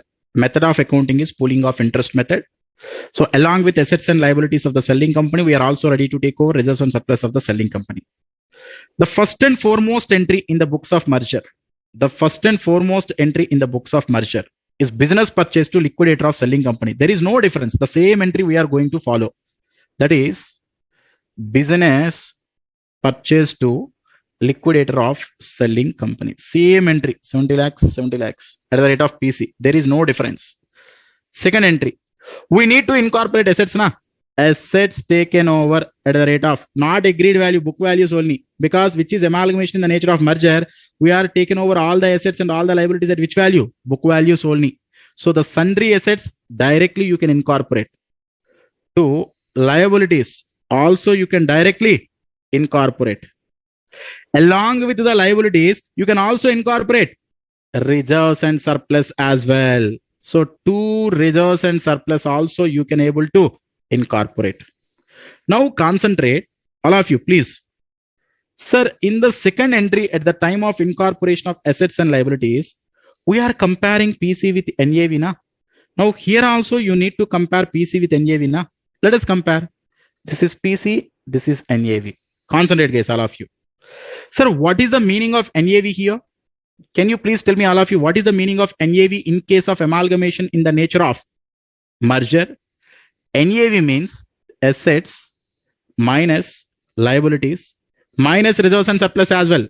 Because along with the liabilities, we are also taken over reserves and surplus. And moreover, assets we are taken over at book value. Liabilities also taken over at book value. Reserves anyway at book value. That means assets minus liabilities minus reserves and surplus means I can take it as share capital. Tell me, guys, I can treat it as a share capital. Assets are at book value. Liabilities are at book value. Reserves and surplus are also at book value means NAV I can treat it as share capital of the selling company. Share capital of selling company. Now on behalf of comparing PC with NAV, I can directly compare PC with share capital of the selling company. Do you agree? Now you can check PC with share capital of the selling company, and if the PC is under NAV method or the PC is under net payments method or the intrinsic value method or any other method. Here, any other method. Because the PC is under NAV method means we are calculating the PC as assets taken over at the rate of agreed value minus liabilities taken over at the rate of agreed value. But we are not reducing the reserves and surplus while calculation of PC. But here share capital of the selling company is nothing but NAV. What are the method of PCs? What are the method of PCs? We should need to compare PC with share capital of the selling company, right? Now, if PC is greater than share capital of selling company, now the excess amount of PC over share capital of the selling company, you are unable to treat it as goodwill. Earlier, you are treated as goodwill, but here you are unable to treat it as goodwill. You know the reason? Sir, the other company is not an outsider, sir. The other company is just an extension to me.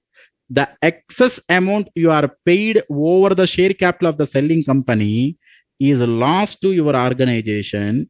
Such a loss, you should need to make it set off with free reserves and surplus. Free reserves and surplus after taken over of reserves and surplus of selling company. Now you are taken over these reserves and surplus. Now the reserves and surplus of selling company and reserves and surplus of purchasing company should put together in the books of purchasing company. Now from such reserves and surplus, you can check the free reserves. What is the meaning of free reserves, sir? Free reserves means P&L account and free reserves means general reserve. Now out of these free reserves, you can set off this loss. Do you understand, guys? No, sir. These free reserves are not enough to cover this loss. What I can put, sir? You can debit the P&L. You can debit the P&L. First, you can use the free reserves after incorporating the reserves and surplus of selling company into purchasing company.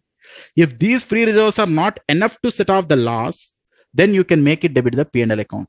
No worries, guys. Please, if I let me take the one problem, then you will have much more confidence and the clarity as well. Okay.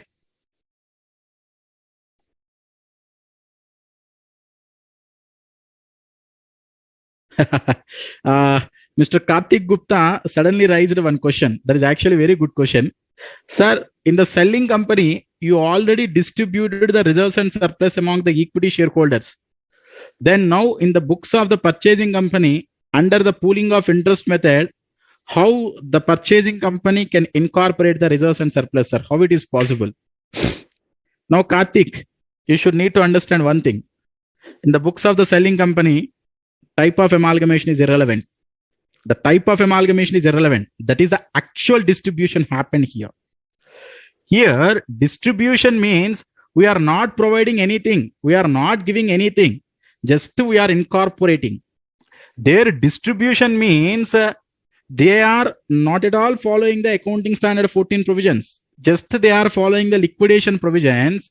What are the amount it will be exist? Just such amount they are distributing among the equity shareholders. Do you understand? Only the balances which are appearing in the balance sheet, just we are transferred. But such balances are there in the form of assets and liabilities here. That's why don't confuse, sir. How if we already distributed in the books of the selling company, how it is possible to incorporate here, sir? Do you understand my point, sir? Assets and liabilities are also transferred to the purchasing company. Then the cash balance which is available with the liquidator of the selling company also distributed to the equity shareholders. Then how I able to incorporate the assets and liabilities in the purchasing company? Do you agree? That means the cash balance was distributed, but the balances which are exist in their respective accounts are now we are incorporating in the books of purchasing company. That's why there is no relation in between selling company and purchasing company. Don't think by put together. Selling company altogether different accounting treatment, that is GAAP. Purchasing company altogether different accounting treatment, that is based on accounting standard 14. Okay. Fine. Come down. So if the PC is greater than the share capital of the selling company, we can treat it as a loss. Such loss, we should need to make it set off with free reserves. If the free reserves are not sufficient to make it set off, then the loss we are making transfer to P&L account. Another scenario, guys. What is the other scenario? The other scenario is PC is less than share capital of selling company. less than share capital of selling company. Why I am using share capital directly? Share capital of the selling company is nothing but here, NAV only. I already established the relation. Now, PC is less than the share capital of the selling company means, which is profit situation. The profit situation, whenever comes, it should need to transfer to capital reserve only as like the purchase method. Who told, sir? Not by me. AS14. AS14 throws some light here. AS14 provides some guidance here. If the PC is greater than the share capital of the selling company, you can treat the loss as a revenue loss. The loss you can might set off with the free reserves after taking over of free reserves of the selling company. If the existing free reserves are insufficient to make it set off with the loss, then the remaining loss you can make it transfer to P&L. But if it is the profit situation, you can just make it transfer to the capital reserve. Then how the second entry will look like, please consider it. All of you, the second entry, just I'm passing here, assets taken over at the rate of book values only, to liabilities taken over at the rate of book values only, along with that to free reserves. But you should need to check, can I incorporate the entire amount of free reserve? No. You should need to check. If this is the loss situation, then you can make it set off the free reserves with the excess of PC over share capital of the selling company. That's why, to reserves and surplus, out of which, if any free reserves are there and any loss situation is there, you can knock off that loss situation and the remaining reserves and surplus only you can incorporate to business purchase account. Anyway, business purchase account we should need to cancel. In the first entry we wrote the business purchase. Such business purchase anyway we should need to cancel. Sir, this is the loss situation. Then if it is a profit situation, what I should need to do? If it is a profit situation, entire reserves and surplus I need to incorporate. No need to set off the losses. Now, which is the profit situation? That's why to capital reserve.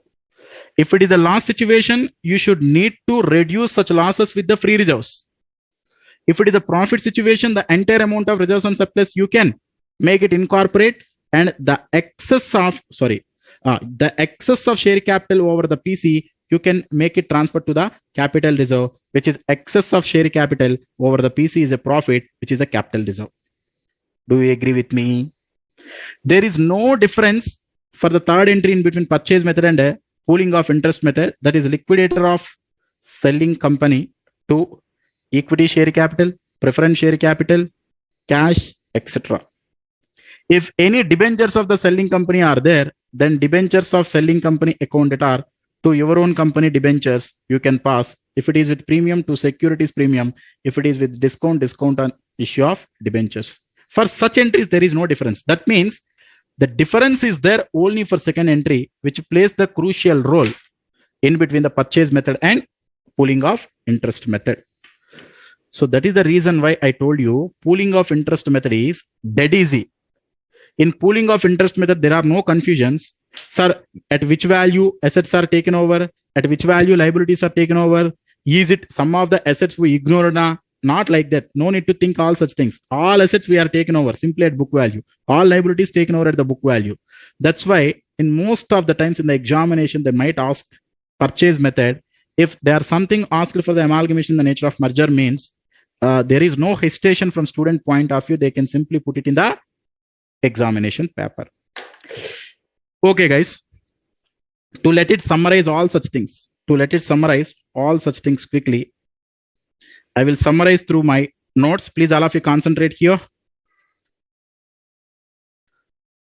Yeah. Sir, in the books of purchasing company, accounting treatment will be decided by AS14. If the amalgamation is in the nature of merger, pooling of interest method. If the amalgamation is in the nature of purchase method. If any one of the condition is deviated, we should need to apply the purchase method. Then the accounting treatment will look like as possible. At the time of purchase of business purchase accounted are to liquidator of the selling company at the rate of purchase consideration. At the time of incorporation of assets and liabilities of the selling company in the books of purchasing company, assets taken over at the rate of agreed value to liabilities taken over at the rate of agreed value, which is also nothing but NAV. It should need to compare with PC by cancelling the business purchase, that is to business purchase. If PC is greater than NAV, goodwill. If PC is less than NAV, capital reserve. Then such goodwill or capital reserve also you should need to incorporate under the second entry at the time of incorporation of assets and liabilities. And final payment to the liquidator of selling company to equity share capital, preference share capital, securities premium, cash. Next, at the time of canceling the debentures of the selling company, you should debit the debentures of the selling company. You can credit your own debentures. If it is premium, securities premium, if it is discount, to discount. Now coming to accounting treatment in the books of purchasing company, under pooling of interest method, purchasing company will take over all the assets and liabilities at book values. Along with that, reserves and surplus of the selling company also considered. So that's why at the time of comparing PC with NAV, you can directly compare PC with share capital of the selling company. If PC is greater than the share capital of the selling company, such a loss should be set off with free reserves. Such a loss should be set off with free reserves of the transferee company after takeover of reserves and surplus of transferor company. That is free reserves of purchasing company after transferring of free reserves of selling company. For example, general reserve P&L having by selling company, such a free reserves first to make it transfer to purchasing company. Then you can add total P&L and total general reserve of the purchasing company. Then with that free reserves, you can set off that loss. That is the point he is telling. No, sir, which is the profit situation, you can simply make it transfer to the capital reserve. So such set off also I clearly established here. First, free reserves of purchasing company you can consider. Then free reserves of the selling company you can consider, from which loss due to PC greater than share capital. Then the remaining balance only you can incorporate under the second entry. So journal entries also I clearly given. Business purchase to liquidator of selling company, all assets of the selling company at book value to all liabilities of the selling company at book value. Then reserves, statutory reserves, free reserves, business purchase you can cancel. But at the time of establishing this free reserves, if you are getting any loss after set off of losses arising due to PC greater than share capital of selling company, no sir, there are no losses. You can directly establish the total amount of free reserves as well. So if PC is less than the share capital of selling company, you can incorporate the capital reserve. Then liquidator of selling company, that is liquidator final settlement. These are the debentures settlement. Is it okay, guys? All of you with me? Nobody is responding, yeah. All of you with me? Okay, fine. Sir, apart from these normal things, I want to tell you certain special issues. Please concentrate. These are in generally known as special entries as well. Special entries. Now, till now, I gave the basic idea about purchase method as well as pooling of interest method. Now, all these are special issues, guys. What are those special issues, sir? Please concentrate. First, I'm considering the special issues in purchase method. And in both the methods, you can take this is purchase method, this is pooling of interest method. Okay, in both the methods, this is applicable, not an issue. The first and foremost thing is statutory reserve. The special issue is related to statutory reserve. Do you know the meaning of statutory reserve? What is the meaning of statutory reserve? Statutory reserve is a reserve which should need to establish as per any specific statute. For example, what I can tell, Workman Compensation Act is there. Let us assume. As per such act, Workman Compensation Reserve should need to be created mandatorily. Foreign Exchange Management Act is there. Foreign Exchange Fluctuation Reserve should need to be mandatorily created. That is nothing but statutory reserve. Sir, in the books of the selling company, we have certain statutory reserve, which is a selling company. In the books of a selling company, we have certain statutory reserve for 10 lakhs, let us assume. Now, if it is the purchase method, in the books of the purchasing company, we are not considering the reserves and surplus, right? Tell me, guys, all of you. If it is in the pooling of interest method, all the reserves and surplus of selling company would also become reserves and surplus of purchasing company. But under the purchase method, we are not considering the reserves and surplus of the selling company into the books of purchasing company, due to which there is a violation of the statute. As per the nature, as per the method of accounting treatment, we are not considering the reserves and surplus of the selling company into the purchasing company. That's why statutory reserve was not considered into the second entry. At the time of incorporation of assets and liabilities, we are not considering the statutory reserve, but due to which there is a violation of provision as per the statute. Sir, to comply that provision, we need to provide one adjustment entry. What is that adjustment entry is? Amalgamation adjustment account debtor to statutory reserve account. This is not for all the reserves, only for statutory reserves. This is not for the entire time period. This is only for the remaining time period. Remaining time period means, for example, this statutory reserve, as per the Foreign Exchange Management Act, we need to maintain for 5 years. We need to maintain for 5 years. Already selling company maintained 3 years. Now, after takeover, we need to maintain 2 more years. This entry will be appeared only for 2 years. After 2 years, what I should need to do, sir? You should need to reverse statutory reserve account data to amalgamation adjustment account, which is 10 lakhs. Sir, then the balance will be automatically nullified with each other. Sir, before this, where you should need to represent amalgamation adjustment account in the financial statements, in the balance sheet, sir. As per the guidance provided under Schedule 3, amalgamation adjustment account should also be shown under reserves and surplus as a negative figure. Anyway, statutory reserve we are shown under reserves and surplus only as a positive figure. So positive will be nullified with negative. There is no impact for the total reserves and surplus. Do you understand what I am telling? Sir, if we are in the books of purchasing company and the type of amalgamation is amalgamation in the nature of purchase and the method of accounting treatment is purchase method, then if any statutory reserves are exist under the books of selling company, then we should need to maintain a statutory reserves for some more years as per the statute.